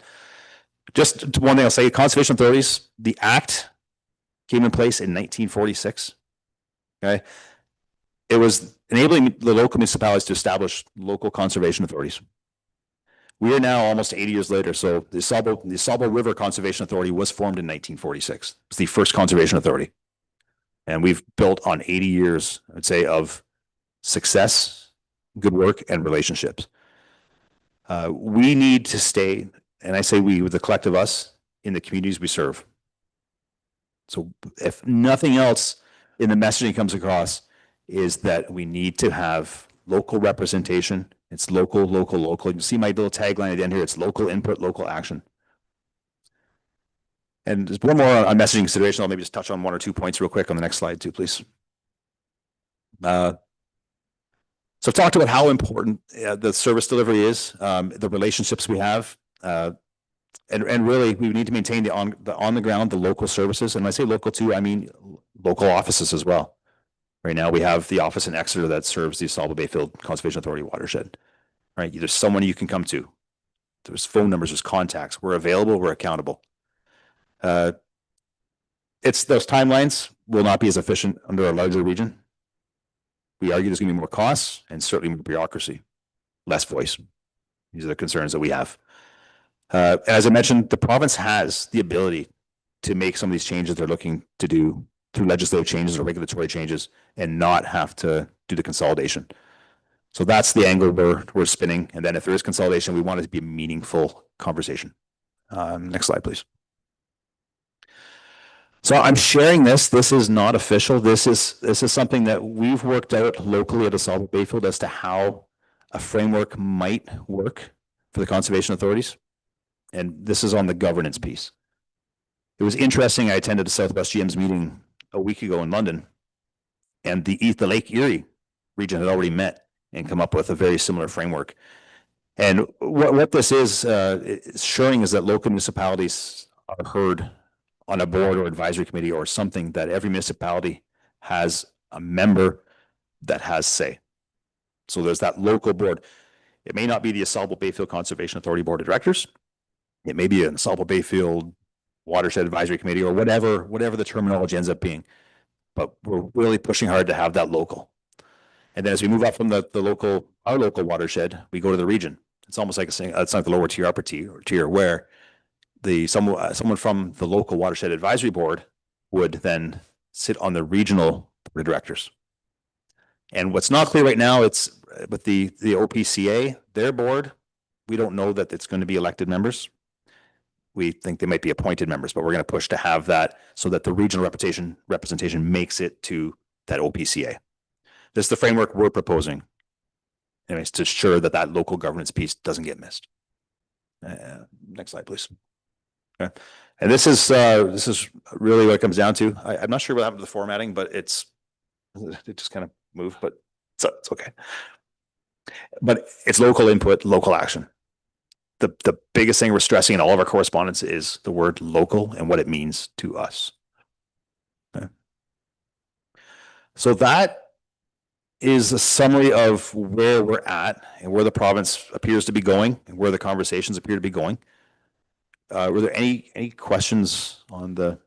I'm sure there'll be some comments, Devin, so just. Thank you. Who'd like to start? Councillor Canellison, would you like to start? Thank you, Mayor Rob. Devin, could you talk a little bit about our current land holdings and our financials and what you anticipate will happen to them? Yeah, thank you, Adrian. That is a big concern for us right now because we do have land holdings and we have reserves. The land holdings that we have, a lot of those lands were donated to us with donors' wishes that they remain with either the Assault Bayfield Conservation Authority or the foundation. So there's certainly concern what happens under this model.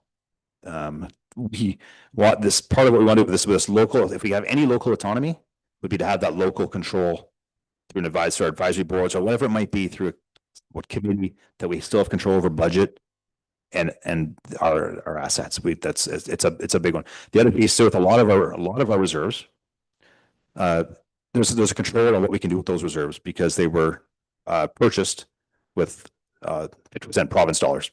So those aren't readily available for anything. They're earmarked for solely land purchases to further the conservation mission and vision. That's really what those are for. But everything else, and again, this isn't for sure. The answer we've been given is that those local assets, whatever they might be, would roll up into the region. And this is, as you'll see in our resolution, this is a major concern as well, that we lose that. There's the big piece here we're missing, or stand to lose, is trust. Right now, there's Assault Bayfield is a brand. Despite whatever relationship you have with ABCA in the past, we're recognizable. We're local. You know where to go to find us. Right? There's an element of trust there. So that's a serious concern as to, do we risk losing what our community has bought into? Thank you. Other questions, comments? Councillor Keel. Thanks, Mayor Rob. Yeah, but I'm just looking at the map here and I see North Bruce and I really can't see Manitoulin Island. Are they not kind of encompassed into this same Huron Superior Regional? Yeah, they've never been within a conservation authority boundary. Once you get in the Bruce Peninsula, so conservation authorities watersheds were really established around generally urban or growth areas where the higher population densities were. And there's once you get north of, say, the Kawarthas, north of Aurelia, until you get to those populous regions in the north, there really aren't conservation authorities. It's managed by the Ministry of Natural Resources. So that area on the Bruce and Manitoulin, there's never been a CA there. Is that right? I just find it odd with shoreline protection. There's an awful lot of shoreline there. Right. Yeah. Okay. Other questions? Councillor Canellison. Devin, what can the municipality do to be supportive of this conservation authority? Perhaps you can share that with us here. Yeah, absolutely. Thanks. If you align with what we're saying right now, our belief is that we need local representation. We would ask that if council is open to support through resolution or ERO submissions, whatever it may be, or partners for that matter, in support, we're really pushing retaining local knowledge, local governance. I've mentioned that so many times. We're pushing on those pieces there because we need effective representation. We can't get lost in a region. I think there's a lot of various things within those key points, but that's really it. It's the local relevancy. And the wording that we will share happily with everyone here is along those lines as well. Does that have to fall within the 45-day timeline? I would recommend that, yeah, if there's certainly the ERO submission, but if through resolution, letters to the Minister of Environment, Conservation and Parks, to the ministry, that should be happening probably before then as well. Okay. Yeah, and I'm certain there's going to be more consultation in the new year as we work through or get a little more clarity on what they're calling a playbook is. But the more comments we can get in right now that they see that there's concern, the better. Okay. Thank you. Thanks. I would have a question for you, Devin. Are you getting a lot of support within your watershed? I would assume you are, but Like from the community, our partners? yeah. Yeah, we are. Yeah, we're seeing letters of support, resolutions being passed. I'm hoping we see more. Yep. We've seen our social media presence and what we're sharing on social media has doubled since November 1st, which is very promising. And I think it's important that we have the right wording in our support, what we send forward. If that's what council wishes, and I want to make sure we put the right wording into that, if that's the wish of council. So, and I have asked the county to look into this as well. But the decisions we make here would be made here, not, nothing to do with the county. I think this is a North Middlesex decision to make and as to what we want to do, and really appreciate that coming from you. No, Very thank you. much. Is other comments from, no other comments? I would think that, if council wishes that we would, make a motion at some point here to send letter of support. I think we need a motion for this, do we not?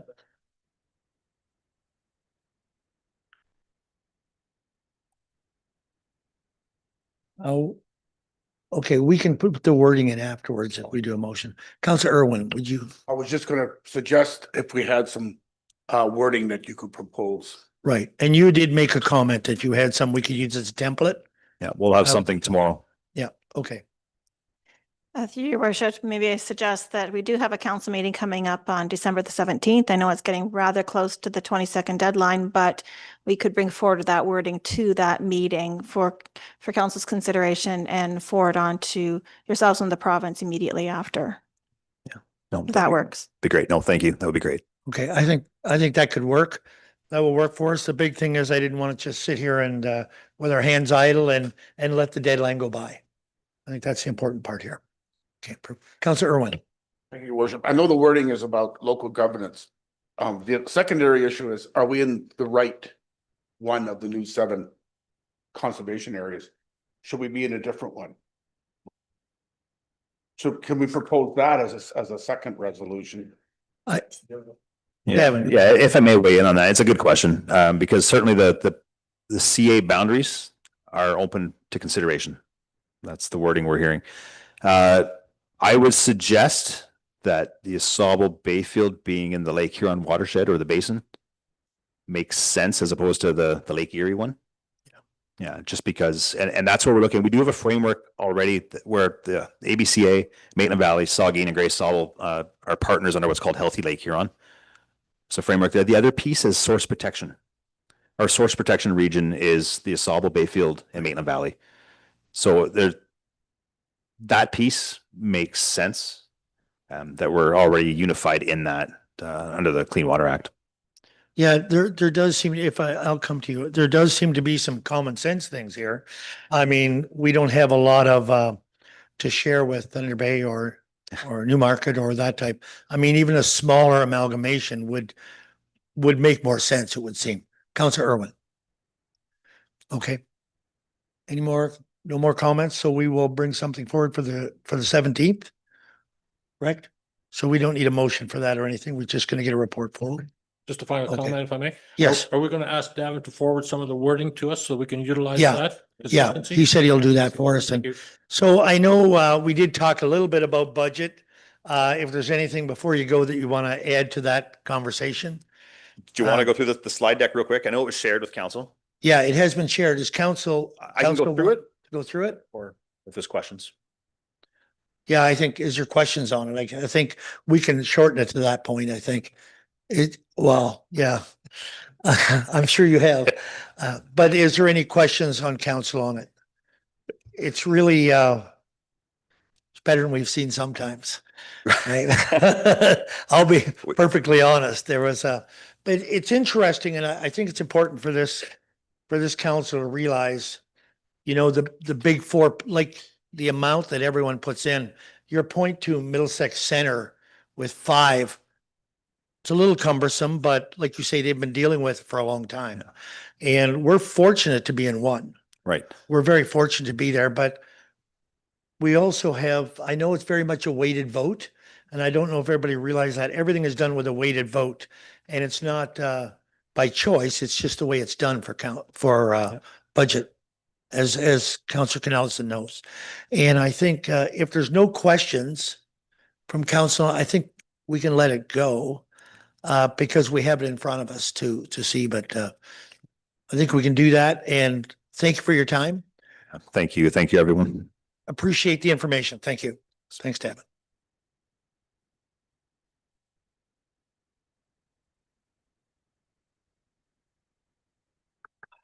All right, our next delegation is BM Ross, the bridge needs study.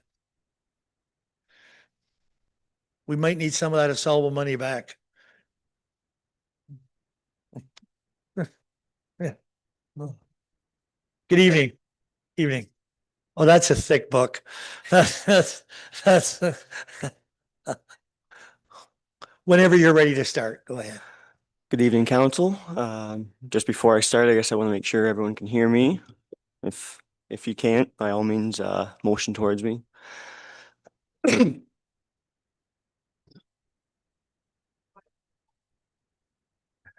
I'll do my best here. So my name is Nick Gowing from BM Ross. I have with me Ryan Munn, both structural engineers, both have reviewed bridges within your municipality this year. So I will jump right in. I have a little bit of an agenda to start off.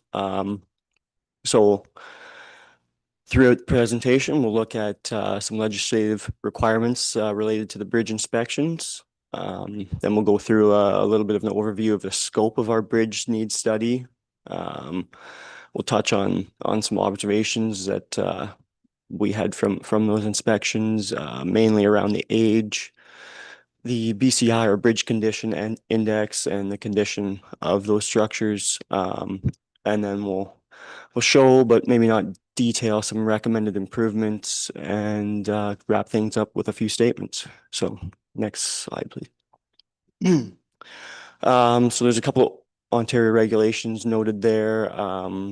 Generally, they state that your bridges are required to be inspected by a professional engineer every 2 years.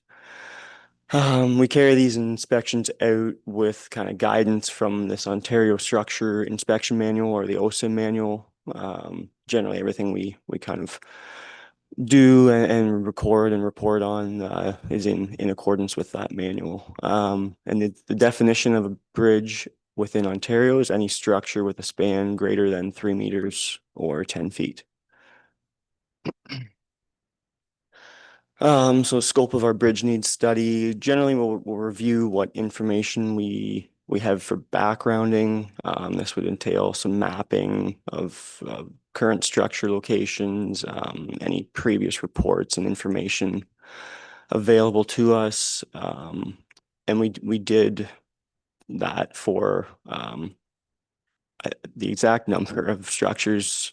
I don't have off the top of my head, but we did add some during the days we spent inspecting other structures. So we've totaled 86 structures within, or bridges, pardon me, within the municipality.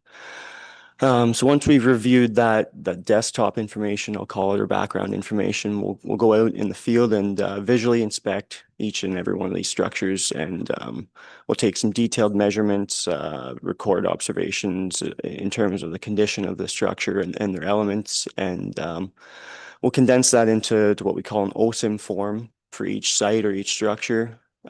Within that OSIM form, we'll also develop a list of needs or recommended works, and each of those items or works will have an assigned timeline that we recommend that be completed in. And along with those items, we'll have some cost estimates. So once we've gone through each and every structure, we'll put a summary report together and a little presentation for you guys. So this is just a figure of kind of our priority scoring system, how we maybe rank or arrange recommended works between the structures. I'm not going to dive too much into the technical aspects of this, but maybe touch on the first three there. So performance grade, how is your structure performing? How is any individual structure performing? And does it require a lot of maintenance year over year? Probability of failure, that relates generally directly to the condition of the structure overall and each of its elements, and the consequence of failure. So if there is a failure, what are the outfalls or the impacts to the community?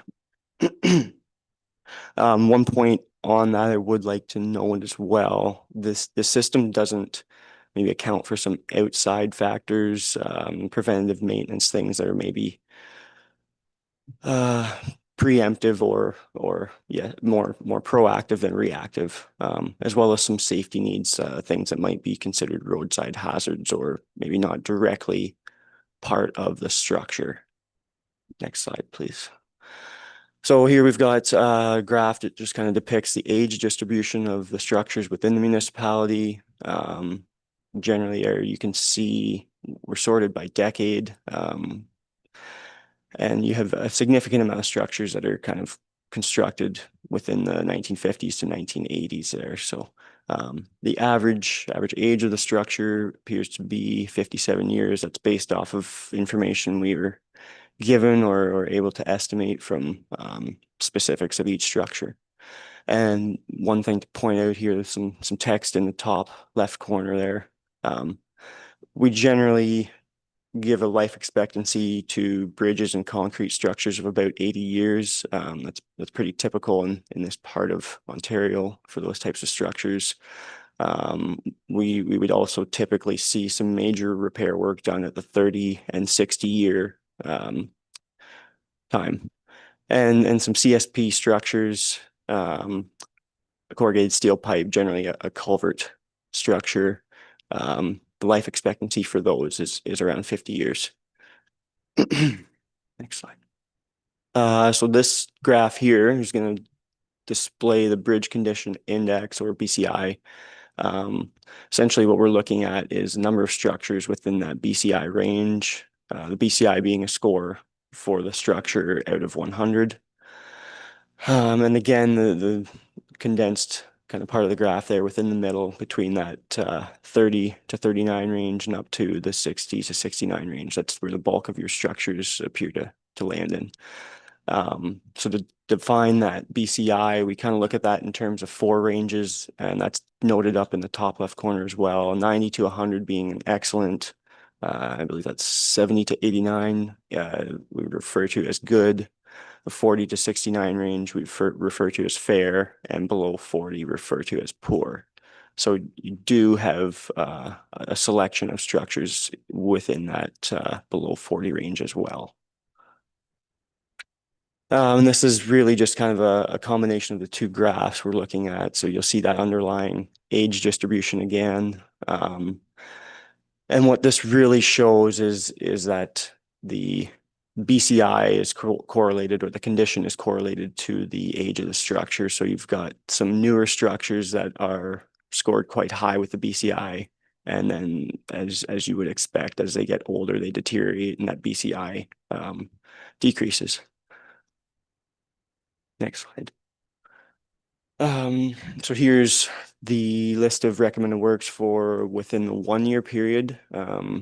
Relatively brief list, but still notable that there are some structures on there that require some immediate retention.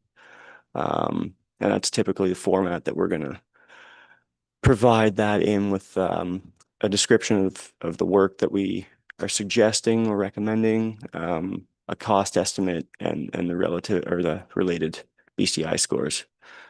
I don't know if I need to go in through that list in depth, but staff has been provided that. Next slide, please.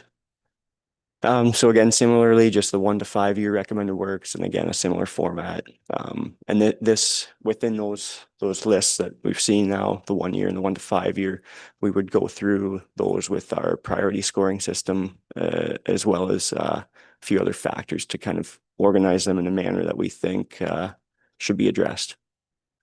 Next slide. And on top of that, we have a 6 to 10 year recommended work. We don't generally organize this in any other manner than just alphabetical or organized by structure name. It can be difficult to project some needs that far into the future, but we do our best to make some reasonable recommendations and provide those costs as well for those structures. So here we have just the complete map of your structure locations. There's a few blow ups there for some condensed areas, and we have a detailed legend, I guess, in the bottom corner, just kind of differentiates between no work recommended versus some repair work versus replacement or likewise. Next slide, please. And these are the blow ups of Park Hill, the Nairn, and the Carlisle area. So a few comments to make. Generally, the structures within North Middlesex are overall in fair condition. So assuming that 80-year lifespan that we talked about, it's recommended that 5 to 6 structures should be replaced within any 5-year period to avoid a concentrated replacement program. And we have 21 structures recommended for replacement in the next 10 years, which equates to a little bit more than that, you'll see. So next slide, please. Major repairs and replacement needs. We generally use a combination of our engineering judgment, the timelines that we've recommended with the repair works, and our priority scoring system to organize that. Sometimes there's some input from municipal staff with outside factors such as road reconstruction in that area that might factor into that. But typically we will put a list together with our engineering judgment and present that for discussion. The needs to address structural safety concerns and preventative maintenance works, as I mentioned, doesn't necessarily get accounted in that priority scoring. So we do make a concentrated effort to review that and ensure that it is prioritized as required. And sometimes different options than what we recommend on those OSIM forms are selected, and that can be for various reasons, and that doesn't necessarily mean that anyone is right or wrong, and we would support investigations into other options by any means, but that can occur. So sometimes works are reduced in order to select a different work method, maybe in the distant future, whether that's to scale back some repairs to do a replacement at a later time, or to essentially close and potentially remove the structure. So probable costs that we've provided within these reports, they're based off of the 2025 year costs that we've seen from similar projects this year. And it should be noted, I guess, that those costs should be inflated as required for future years or future work. Next slide. So to wrap things up, a couple comments here. We recommend a combination of structure replacement and structure repair work, as well as some maintenance type work, generally based off of our visual inspections and similar works that we see in other areas. So what we've accumulated here, and in terms of costing for the works that we've recommended over 10 years, it works out to about $3.16 million per year plus HST. And again, to reiterate, the provincial regulations do require that the structures be inspected by a professional engineer every 2 years. So again, these recommendations are as of 2025, and in 2 years they may be reviewed and revised as needed if deteriorations of structures change or other issues come up, again, with some outside factors such as road reconstruction or other projects within areas. So any questions? All right, thank you. Questions from council? Councillor Keel. Thank you, Mayor Rob. I'm looking at your 1 to 5 year recommended workload or work schedule. When you've done these inspections, do you have a list of deficiencies that these bridges have? We could actually. Yes, so that's part over? of the OSIM form. We'll go through and identify elements or areas of each of the elements. By elements, I mean different components of the bridge, standardized components, and we'll essentially, prepare a list for that structure of deficiencies. Sometimes it's minor, sometimes there's no work needed, but yes, we generally prepare that list and that makes its way onto the OSIM form along with the costing. And the list of deficiencies are available for council to review? I believe so, yes. Okay. Okay, other questions? Councillor Canellison? Thank you, Mayor Rupp. This question may be for you. I'm not sure, but we'll find out. So one of the bridges we recently did over McGuffin Hills was actually, and then Black's Bridge actually turned out to be county bridges, although they're on our rural roads. Are any of these bridges that you're talking about here county bridges? Do you know, Mayor Rupp or Sam? I don't. Are you? I think maybe ask staff that, see if they have that. Through the worship to the counselor, all the bridges and everything they've done, I worked with BM Ross and confirmed that none of the ones they inspected were county because they do their own inspections on their own bridges. Okay, all right. Sam, are you good at writing grants? Can we get grants for this? Through your worship to the counselor, I can certainly try, yes. What that would And be? sorry, I was just gonna say, back to the previous counselor's question, we do have the full OSIM package. It's almost 850 pages, so I suspect you probably don't want to read the entire thing, but if there's a structure or structures you would like, just ask us so we can send them to you. I'm just looking for the pictures. Okay. If there's certain structures you want to see, we can pull those out and send those to you directly if that is helpful at all. I just know ahead of ratepayer, particularly the Springbank bridge, and the pictures that were taken from a previous inspection to the ones that I had actually taken, which were only 9 months, 10 months difference. It was quite substantial, the deficiencies that were in that. So I would just, a picture's 1,000 words, I guess is what I'm getting at. And you know, when it's explained to us that it's bearings or it's bolsters or it's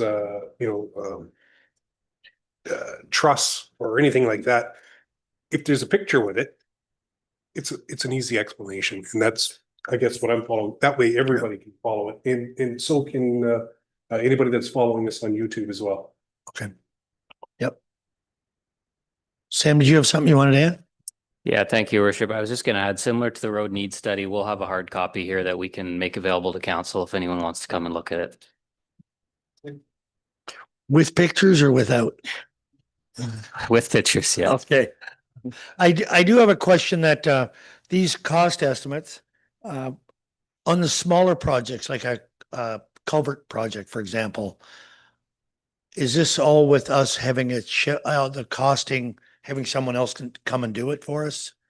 Is that kind of how this is figured? Yeah, these costs are based off of previous projects that we've tendered out for a contractor to construct, yes. Fair enough. Thank you. Any other questions for them?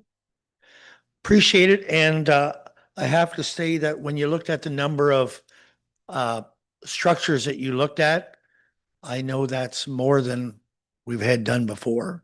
That's more structures than we've had done in the past. I think Sam can verify that, but I'm pretty sure it is. And I know we never got an 850-page report. And I mean that not as an insult. I mean that as it's good to have the information and to have that for staff and for everybody to make the decisions on. Really appreciate that. And if there's no other questions, I'm going to go into department reports. And the first one is 10.1, and Brandon, that's yours. And that is on the structure inspection reports. Yes, two mayors and member of council before you this evening is report DIO 87/2025, presenting the results of the 2025 OSIM's inspection completed by BM Ross Associations. These inspections provide required biannual assessment of all 86 structures meeting the provincial definitions of structures spanning 3 meters or greater.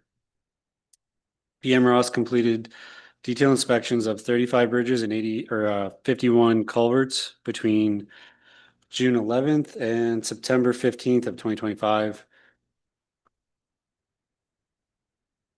The inspection program identifies required maintenance activities short, medium, and long-term capital needs, structures with load restrictions, 10-year capital forecasts.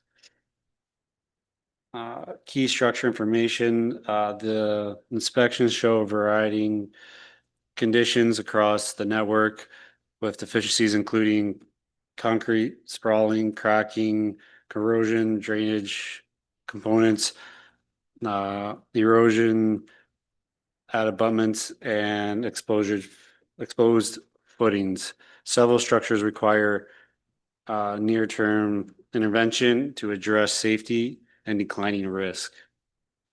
Financial OSIM's program identifies approximately 31.664 million in capital requirements over the next 10 years.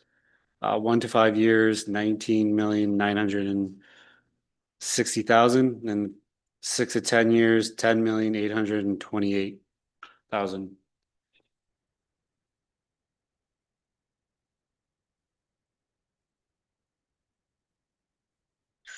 OSIM's emphasize roads tasks such as deck cleaning, brush and debris removal, riprap replacement, and drainage system repairs. These reduce decline rates and long-term capital costs. That would be all like maintenance. Recommendations that council receive report DIO 87 2025 regarding the 2025 OSIM's report as information, and that council recommend to the head of council that the identified crisis path projects, associate funding requirements, and structure discussions be considered in future capital planning and budget deliberation. Any seminary for any questions? Thank you. Questions for Brandon on that report? Councilor Canales. Brandon, my good man. You know, being a lifelong McGilvery resident yourself and whatnot, are there bridges in our municipality that you would consider closing, given that there's a limited amount of traffic, perhaps 1 or 2 farm vehicles in a 6-month period cross it? I'm thinking of Mooresville. Through your worship to the councillor, I would have to go through the OSIM's report and go through what PMS has recommended to assess what would be closed. Thank you. Any other questions for Brandon on this report? If not, we have a recommendation in front of us. Moved by Councilor Nerda, seconded by Councilor Keogh. All in favor? That is carried. Thank you. Thank you, gentlemen. Thank you. At this time, I would like to move item 10.5 up and make it 10.2. And that is a report from Director of Infrastructure on the Earth Agreement. Welcome. You've sat there long enough. We appreciate it.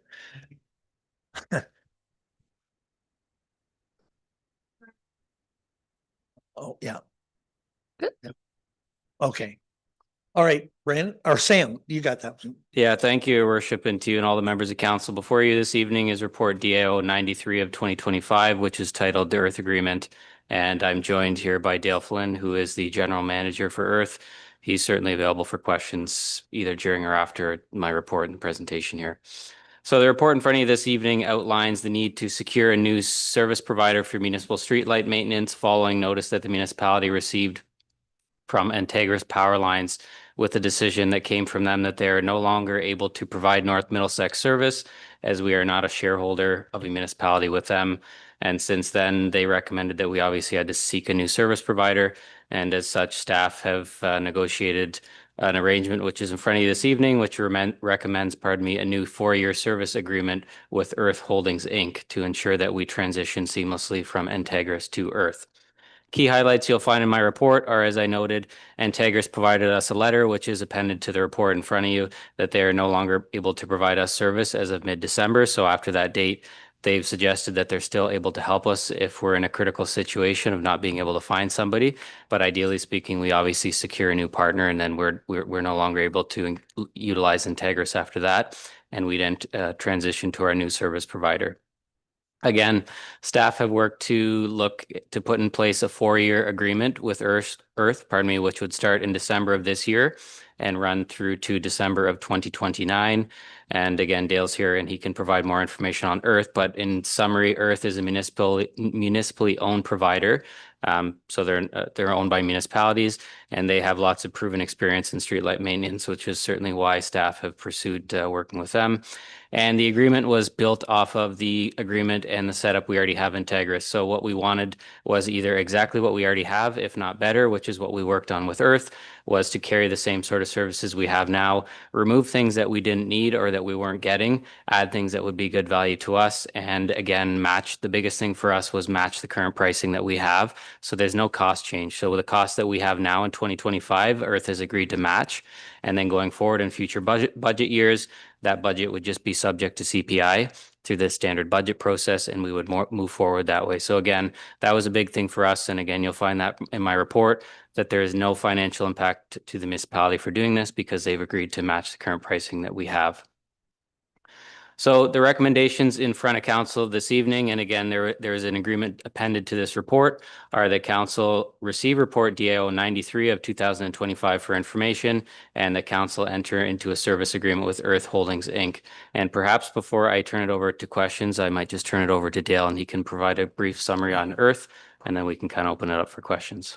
Perfect. So Earth Corp is owned by small municipalities. There's 9 municipalities, and above Earth is a board of directors, and that each municipalities has a representative on that board. Underneath that, we have a bunch of business divisions. One is a regulated side, very similar to Integris, as we mentioned in this report. That's our regulated side. So that's a LDC. Then we service basically from Port Stanley, Central Elgin. And we have all these hamlets we serve, including the town of Goderich. So basically water to water.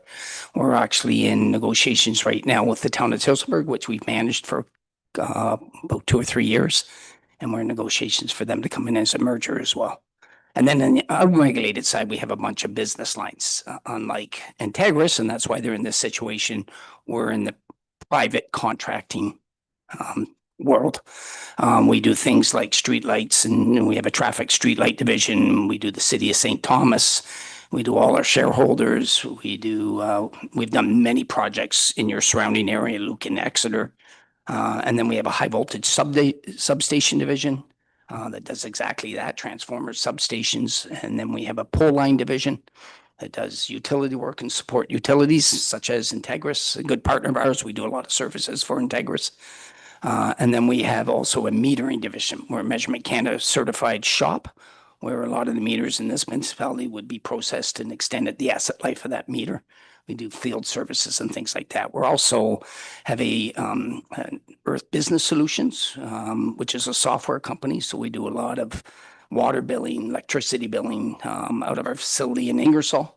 We have about 300,000 bills that come out of there every month that services many utilities and municipalities and utility companies. Presently, we have service centers in Goderich. We have one in Thorndale, which isn't far from here, and Ingersoll, and one in Elmer. So that's kind of Earth sort of overview. Perfect. Thank you. You answered my question actually when you said where you were from. So questions from council. Council Canals. May I? Go ahead. Thank you, Mayor Rob. I believe he answered my question as well. So if you service our community, you'd be coming from Thorndale? Correct. And you have enough equipment there to service our community, or do you have to get special equipment in from other areas? No, we have plenty of equipment there. Yeah. Okay. And just to satisfy my own curiosity, how many workers would you have in your Thorndale location? There's about 12 to 14, believe in seasonal wise, but 12 that are year round. Okay, great. Thank you. Any other questions? No other questions? Deputy Mayor Hodgins. Thank you, Mayor Rock, and maybe through either Sam or Brandon or so. Say there's streetlights at 1 or 2. Is this something like a monthly service you will come, or like, I mean, some people, as you know, if there's a streetlight out in front of their place, they get a little bit of it, but I'm just curious, is this something that we would throw you on a monthly and repair all of them when you came, or how do you handle that? Yeah, through your worship to the counselor. So a lot of it is by request, obviously, as soon as we hear about it or see it, we'll address it. Streetlights are also covered by minimum maintenance standards. So we have a certain timeline in which we have to get them repaired. So generally, if anyone sees like that, they can either call us and we can report it to Earth directly, or Earth does have a software system that they use where people can go on and report it directly. So as soon as we or them receive the complaint, then we would just coordinate to have it fixed and make sure it's fixed under MMS timelines. Okay.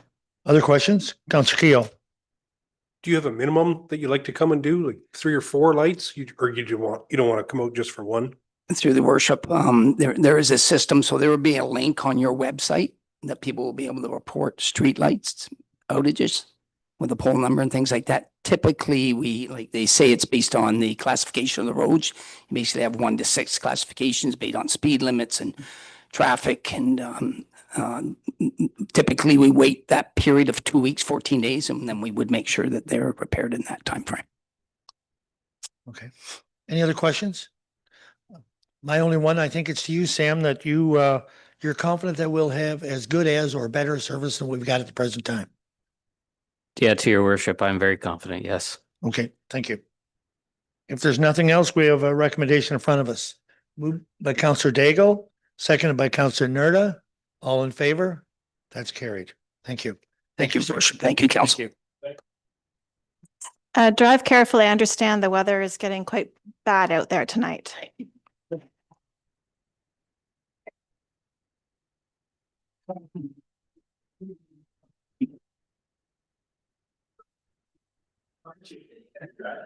Okay, our next item is, it'll be 10.3, I guess now, and that's report from Drainage Superintendent on DIO 90-2025 tender award to the Walden Horde and Walden Horde Drain Extension. Kristen.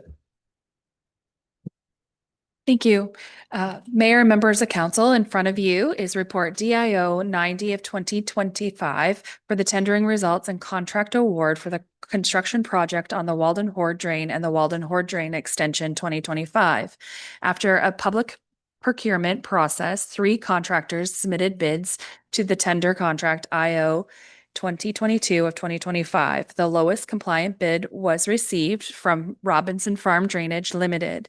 The proposed motion and staff recommendation is that council receives report DIO 90 of 2025 regarding the municipal drain tender award for the Walden Horde Drain and Walden Horde Drain Extension 2025 for information, and that council awards the tender contract IO 2022 of 2025 for the Walden Horde Drain and the Walden Horde Drain Extension 2025 to Robinson Farm Drainage Limited in the amount of $347,758.63 excluding HST. Questions for Kristen on this report? No questions. We're looking for a recommendation to move. Councillor Irwin, Deputy Mayor Hodgins, all in favor? Carried. Thank you. Kristen, 10.4 is yours as well, and that's tender award for the Shepherd's Drain. Mayor and members of council, in front of you is report DIO 91 of 2025 for the tendering results and contract award for the construction projects for the Scapers Drain. After a public procurement process, 4 contractors submitted bids to the tender project IO 2025. The lowest compliant bid was received from Banbury Infrastructure. The proposed motion and staff recommendation is that council receives report DIO 91 of 2025 regarding the municipal drain tender award for the Scapers Drain for information, and that council award the tender contract IO 2025 for the Scapers Drain to Banbury Infrastructure in the amount of $218,659.63 excluding HST. Thank you, Kristen. Questions for Kristen on this one? Moved by Councillor Cornelison, second by Councillor Nerda. All in favor? Carried.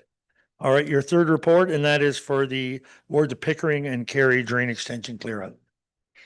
Mayor and members of council, in front of you is report DIO 92 of 2025 for the tendering results and contract award for the construction project of the Pickering Drain 2025 and the Cary Drain Extension Cleanout.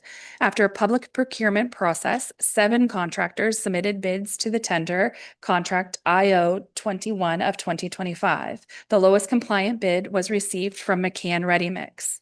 The proposed motion and staff recommendation is that council receives report DIO 92 of 2025, the municipal drain contract award for the Pickering Drain 2025 and the Cary Drain Extension Cleanout for information, and that council directs staff to award the tender contract IO 21 of 2025 for the Pickering Drain 2025 and Cary Drain Extension Cleanout to McCann Ready Mix Inc.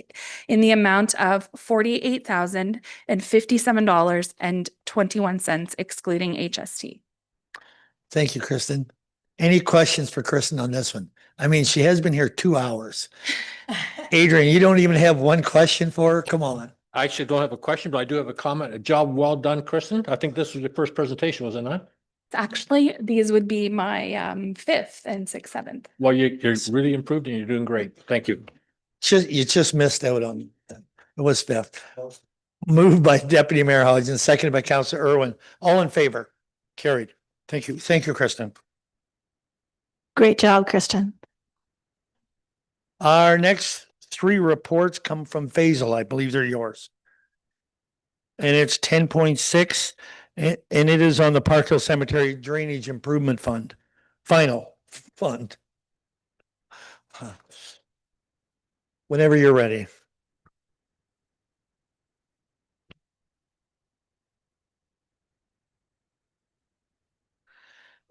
Thank you, Worship.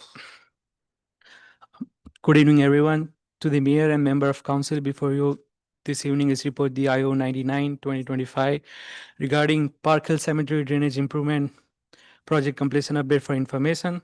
The municipality retained McCann Ready Mix to complete the Park Hill Cemetery Drainage Improvement under IO 10 2025. This work was initiated to address persistent flooding issues, ongoing concerns raised by residents. This condition were impacting accessibility and long-term maintenance of the cemetery grounds. To address these issues, municipality engaged our Dobbin Engineering to prepare a detailed design for installation of stormwater infrastructure.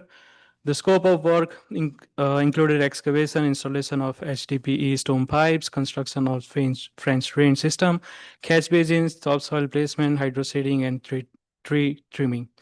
The approved 2025 capital amount for Park Hill Cemetery Drainage Improvement Project was $95,000.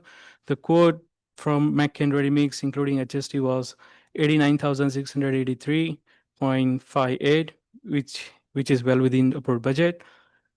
Recommendation in front of council this evenings are as follows: that council receives report DIO 99 2025 regarding the Park Hill Cemetery Drainage Improvement Project completion update for information, and Sam and I are happy to answer questions if anyone has any. Thanks, Faisal. Questions for Faisal on this? Councilor Nerda.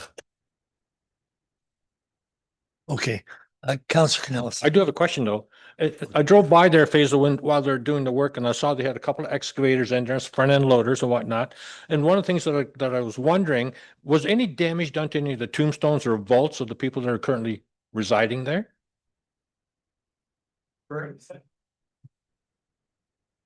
Through your worship, not that we are aware of, because at the time of construction, all the notifications were out for the residents and all the traffic control were placed in place when the construction was there. So there's no damage done to No any of the damage. vaults? Yep. Okay, good. Thank you. Thank you. Any other questions for Faisal on this report? Seeing none, moved by Councilor Nerda, I believe, seconded by Councilor Keel. All in favor? That is carried. Oh, sorry. 10.7, that is the curb and sidewalk program. Go ahead, Faisal. Thank you, Worship. To the Mayor and Member of Council, before you this evening is report DIO 98 2025 regarding 2025 curb and sidewalk replacement program project completion update for information. The municipality retained D-Rock paving to complete the curb and sidewalk replacement under project IO 08-2025. This work was initiated to address deteriorated sidewalk panels and approximate 30 meters of curb replacement across municipality of North Middlesex as part of the annual infrastructure renewal program. The scope of the work included replacement of total 191 sidewalk panels consisting of sidewalk slab cracks, 18 location, sidewalk surface discontinuity, 10 location, sidewalk low spot, 28 location, sidewalk trip hazard, 8 location, and sidewalk accessibility area, 1 location. Each location consists of 2 to 4 panels. In addition to this sidewalk improvement, the rock paving has completed the replacement of approximately 30 meters of curb. The 2025 operation budget for the curb and sidewalk program is 110,000. D-Rock Paving completed their contract work at 110,000, which covers the replacement of 191 sidewalk panels in total and 30 meters of curb, and that falls within the budget. Recommendation in front of council this evenings are as follows: that council receives support the IO 98-2025 regarding the 2025 curb and sidewalk replacement program, project completion update for information. Sam and I are happy to answer questions if anyone has any. Thank you, Faisal. Questions for Faisal on this? Councilor Irwin. Thank you, your worship. Through you, are we anticipating a similar program for 2026? Okay. Through your worship to the councillor, well, it's certainly subject to future budget deliberations. Staff will be proposing at least the same amount, if not more. Yes. Okay. Councilor Cornelison. Thank you. And it's for Sam or Faisal, doesn't matter. But some of my concrete friends who have spent their lifetime with concrete have expressed some concern about the quality of the work, the quality of the concrete. So what's your assessment? Did it meet the standards that are in our expectations? Is it satisfactory? Through your worship to council, yes, the work was satisfactory to municipality as all the work was aligned with the OPSA standards, which were implemented in the RFPs, and contractor fulfilled all the requirements. Okay, thank you. You want to add to that, Sam, as well? Yeah, I'll just add, your worship, that the project is under warranty still. So obviously, if anything new comes up that is of concern, we will certainly get it addressed. Thank you, Sam. Okay, thank you. Deputy Mayor Hodgins. Thank you, Mayor Rob.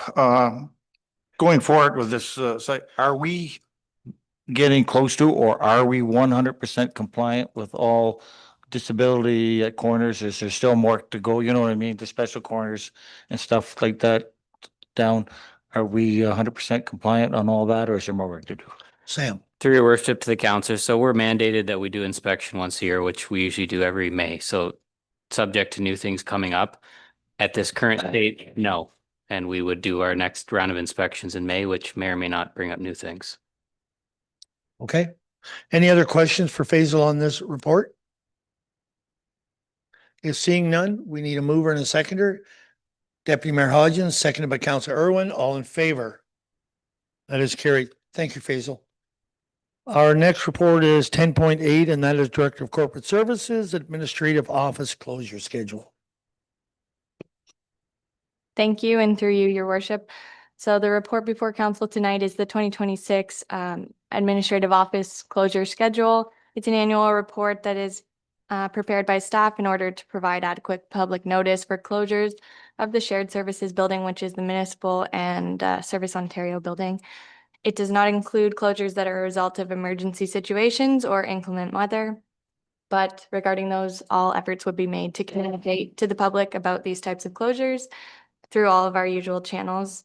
The recommendation before council tonight is that council receive the report entitled 2026 Administrative Office Closure Schedule for information, and that the 2026 statutory holidays, negotiated closures, and additional closure requests between Christmas and New Year's be approved. Thank you. Thanks, Ashley. Questions for Ashley on this? Any questions? Seeing none, a mover? Okay. Mr. Mayor. Ashley, so if staff want to take the 29th and the 30th, they have to use vacation time? Thank you, and through you to the counselor, that is correct. That's consistent with years past and is appropriate with the union. And what happens if they don't have any vacation time left? Thank you, and through you. So in our agreement with the union, there is a letter of understanding that staff are able to bank time to make up for this, and they have been allowed to do that since, I believe, the beginning of November. So they are essentially encouraged to work with their department head to bank the time. Thank you. Okay, any other questions? Seeing none, a motion to approve the report. Counselor Nerda. Deputy Mayor Hodgins, all in favor? Opposed? Carried. Committee reports. Lake Huron Primary. Meeting tomorrow afternoon, Oh, lucky you. by Zoom. Oh, okay. Asaba Bayfield. Anything you'd like to add, Counselor? No, I don't believe there's anything to add. I think it was a very interesting presentation that Devin presented, and I'm thankful to council's support and support of this conservation authority. Okay, thank you. Any questions? No, Blue Water Recycling? Nothing at this time. Okay. Economic Development. Thank you, Your Worship. Before you is the agenda for tomorrow evening's meeting at 6 o'clock in Park Hill and the minutes from the October 9th meeting. I'll entertain any questions you might have on either. Okay, any questions? Counselor Canellison. Thank you, Mayor Rob. I don't know my questions for Councilor Irwin or for Brandon, but I was reading in there that Brandon and Felicia did attend the First Impressions in Mitchell. And I know when I did that a number of years ago, I think we went to Chatsworth that time, and there was a follow-up report. Did you get a report? Through the mayor to the councilor, yes, we received a report and presentation as a group, as a FICE group. And will you share that with council? We can certainly share that. I thought it may have been through the agenda at the time, but we'll certainly circulate that. If it was, I didn't see it. Yeah. But it could We'll circulate it. That's no Thank you. problem. Okay. Any other questions there? Seeing none, Local School Advisory? Just to repeat, Your Worship, we have a meeting with the provincial supervisor on December 19th at 1 o'clock in the afternoon at the Thames Valley District School Board offices. And I suspect that the senior administration for Thames Valley will be in attendance as well. Okay, thank you. Recreation Committee? Thank you. The minutes are there and also the November 25th recommendations. If there's any questions. Questions on that? Counselor Canellison. Thank you, Mayor Wap. On the first report, I think it's the first one, it's paragraph B. And you identified that you're going to relamp West Williams Hall. Does that mean revamp or do you mean relamp? Through the mayor to the councilor, that's a relamp project, so that would be like an LED efficiency. Okay, good. Thank you. So it's not a typo then. No, that is correct. And those are just for budget deliberations only. Okay, any other questions from council on this? I have one and I'm just, what is like tool replacement for the high school? What are we talking about here? So I'll speak to that through the mayor and to council. It's we did a project with the recreation committee for a time capsule. You'll remember we advertised for different pieces to put in it. Yep. We're hoping to tie it into some significant opening upcoming.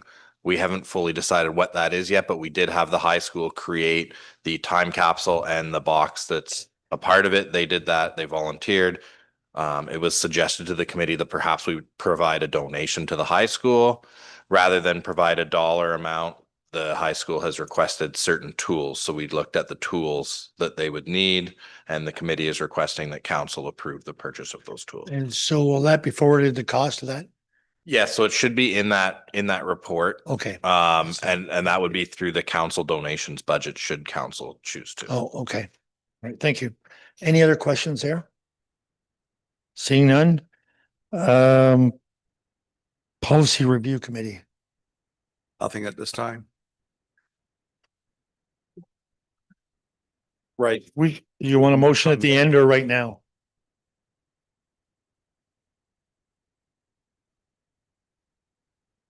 You want to do a motion on that recommendation now? Okay.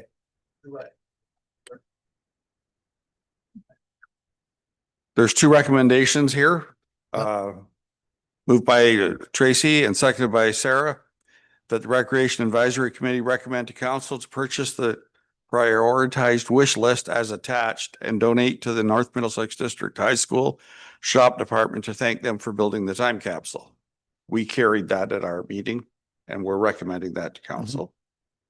The second motion was moved by Sarah and seconded by Julie Wiseman, that the Recreation Advisory Committee recommend hereby reviews and approves its terms of reference and mandate as presented, and further that these documents be adopted along with the proposed meeting dates for the 2026 calendar year.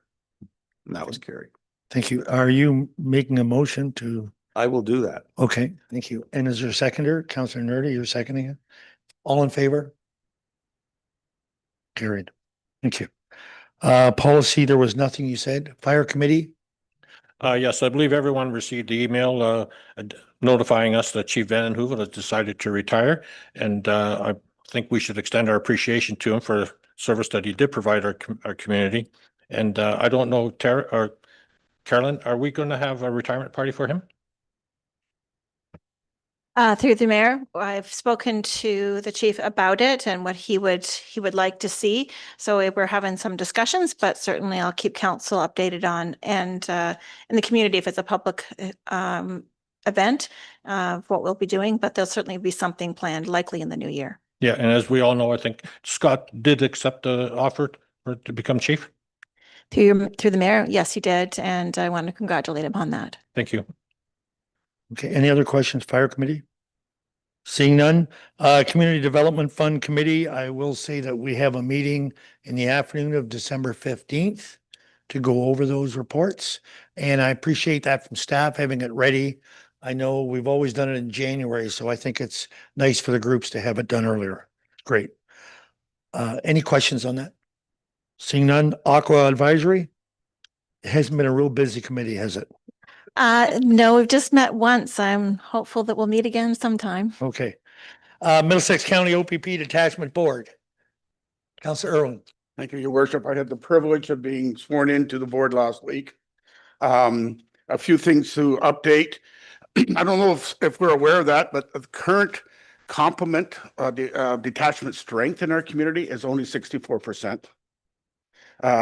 With some medical issues, maternity leaves, transfers out, that's being addressed, but that may explain some of the response rates for calls. I was surprised to hear that at the meeting. The meeting consistently mostly talked about the budget for next year, which will be remarkably the same as the budget for this year.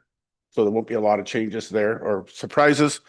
I did ask, we did receive a report on countywide crime statistics, which I will forward, and if you would like to be part of the council package for next meeting. I did ask when they're going to break those out for our respective communities. The plan is to come in April with the chair of the board and whoever the detachment commander is at that time. You may be aware we have a temporary person currently in there to talk about that. Circling back to the community or the countywide crime statistics, youth crime is way down. And I did ask the question, are we seeing that in part because of the boys' home being closed in Craigwood? And I have to say that the detachment commander wasn't even aware of what Craigwood was. Because he's relatively new to the area and couldn't answer the question. Hopefully I'll get an answer at the January meeting. I know that was something that you raised previously for me to address, Your Worship. So he wasn't even aware what Craigwood was at that time. Well, there wasn't too many people in the Middlesex OPP that weren't aware of it in the past. So, okay, thank you. So if there's nothing else here, correspondence. Oh, sorry, go ahead. Sorry. Councillor Irwin, as a representative on the police board, have you approached or had any discussions on that board about improving bus safety for children disembarking, getting on a bus? And a couple have been killed. People are not stopping for the flashing lights. Is there anything that the OPP can do to improve policing that matter? Thank you, Councillor Cornelison. I will raise that at the January meeting. I will say I'm glad to see a couple of things have happened, that some of the buses in our built up areas are getting off of the main road and going on a side street to pick up children now. And I think that will help. because there has been a number of transports that would keep going, not bothering to stop and all those different things, so. Yeah. If there's nothing else, correspondence, Aor's advanced newsletter. If you go to page 22, you'll see there's an article in there on the sludging of the lagoons. Other and urgent business. Councillor Irwin. Thank you, Your Worship. I would like to see at some point a report on the revised timelines and schedule for our official plan process. I think it keeps slipping on us. I remember an earlier report that said we we're supposed to have a draft of the plan this month. And we haven't had a lot of public consultation yet. I know there is a public meeting upcoming for the county plan this month, but I also remember that there's supposed to be simultaneous processes where the county and our municipality are to happen at the same time, and I'd like to see a revised schedule. Okay, I think Carolyn. Through your worship, I will certainly speak to the planner on that file and see when we'll see an update and progression on that file, obviously into the new year. Okay. Councillor Nerda. Thank you, Mr. Mayor. This question and concern is for Ashley. You and I have had some conversations about this, but I've had businesses approach me regarding parking and the lack thereof on Main Street, which is impacting their business when they can't have their customers park. They've noticed that people park all day and sometimes overnight. So I think if we want to support our businesses, help them to stay here, help them to grow, we really need to look into our parking bylaws. So I would like to make a motion that staff review our current parking bylaws and enforce a 2-hour parking on our streets. Go ahead, Ashley. Thank you, and through you to the counselor. Thank you for this inquiry, and I have also received concerns from residents on in the same vein. Yep, sorry. I have also received comments and concerns from residents on in the same vein. I do appreciate the concrete direction from council. I would just further ask if council is looking for the decision tonight to enforce 2-hour parking, or if you'd like me to return with options for 2-hour versus not 2-hour, or just a general review. I would like to have the 2-hour parking enforced starting as soon as possible, especially with Christmas time coming, being the business's busiest time of the year. So would that report be ready for the next meeting? I mean, is that possible? It's the 17th. But if it isn't, then I think your point is, you'd like to see it happen before Christmas. That's what. Thank you, and through you to the counselor and to all of council. The current parking bylaw was done in 2020 and does not have a 2-hour parking restriction on Park Hill Main Street or Elsie Craig Main Street. It does have specific restrictions on side streets adjacent to those main streets. It does specify off-street parking and prohibits boulevard parking. If we were to review the parking bylaw, it would be my recommendation to do municipal-wide overview of all of the restrictions. I do understand the necessity for parking evaluation of the Main Street, given the recent changes in businesses and the structure of our functionality of our Park Hill Main Street. I would be cautious to say that I would be able to have a fulsome report back for the 17th if I'm going to do municipal wide, but if council wishes to decide on the 2-hour change to the bylaw tonight, I can have the 2-hour change made to the bylaw for the 17th and then go from there for a review of the municipal wide. Go ahead. I'll make that motion. You would make that a motion? Is there a seconder for that? I need a seconder first. Councillor Daigle, now you can ask your question. Thank you. I think it's a great idea, but who's going to enforce it? I will Ashley's direct pretty that. busy. I will direct that question to Ashley. Thank you, and through you, your worship. As council is aware, we do have bylaw enforcement services on a contract through Middlesex Center. They are available to enforce provincial offenses, which parking is one. However, with the constraints on enforcement due to that contract, we would only be looking for emergent situations to tow, remove, and ticket. We will be using our usual channels to encourage residents to follow the bylaw, to follow safety precautions, and we do have enforcement mechanisms for those officers to come out and apply tickets where necessary. But again, I would caution implementing this change at the moment. Okay, thank you. The county also has guidelines for parking at night on these streets during the winter months.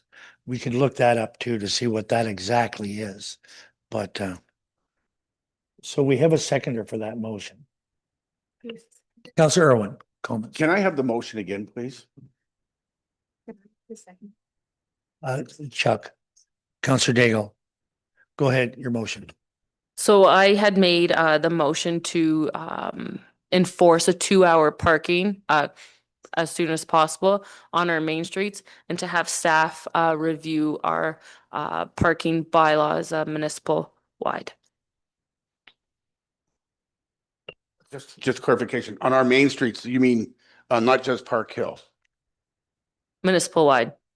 So that would include Elsa Craig. We don't have a parking issue in Ulster Craig. Okay, that's the motion that's in. We don't have one, so. Okay, but they do in Park Hill. That's the motion that's in front of us. Any other questions on it? In favor of that motion? That is carried. I'm opposed, sorry, opposed. That is carried. Okay, any other business? Ask the guy beside you, any other business? Any other business? Nope, okay, we'll move on. Deferred items, just Damien Optimal program update. Communications, including Middlesex County Council, Sue. County Council, if I may. Okay, Are you, what stage are you at with your budget deliberations? we haven't started them. They start next week on Wednesday. Okay, I thought I read an article the other day that where there's a significant surplus from last year or the year before. Is that true? I heard that too. Yes, I believe that's true. Are you familiar with the county budget at all?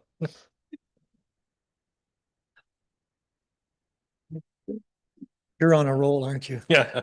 Yes, there is a significant surplus. Okay, thank you. And I've been assured by the CAO, the current CAO, that that will not be the thing going forward. Okay. I will say that the budget that's been presented to me as a member is significantly different than the one that we had at the beginning of last year. Yeah, it is good. Any other questions? I was just going to say Sue Clark from Adelaide was named a warden. And appreciate, we had some counselors there, appreciate. So reading of the bylaws.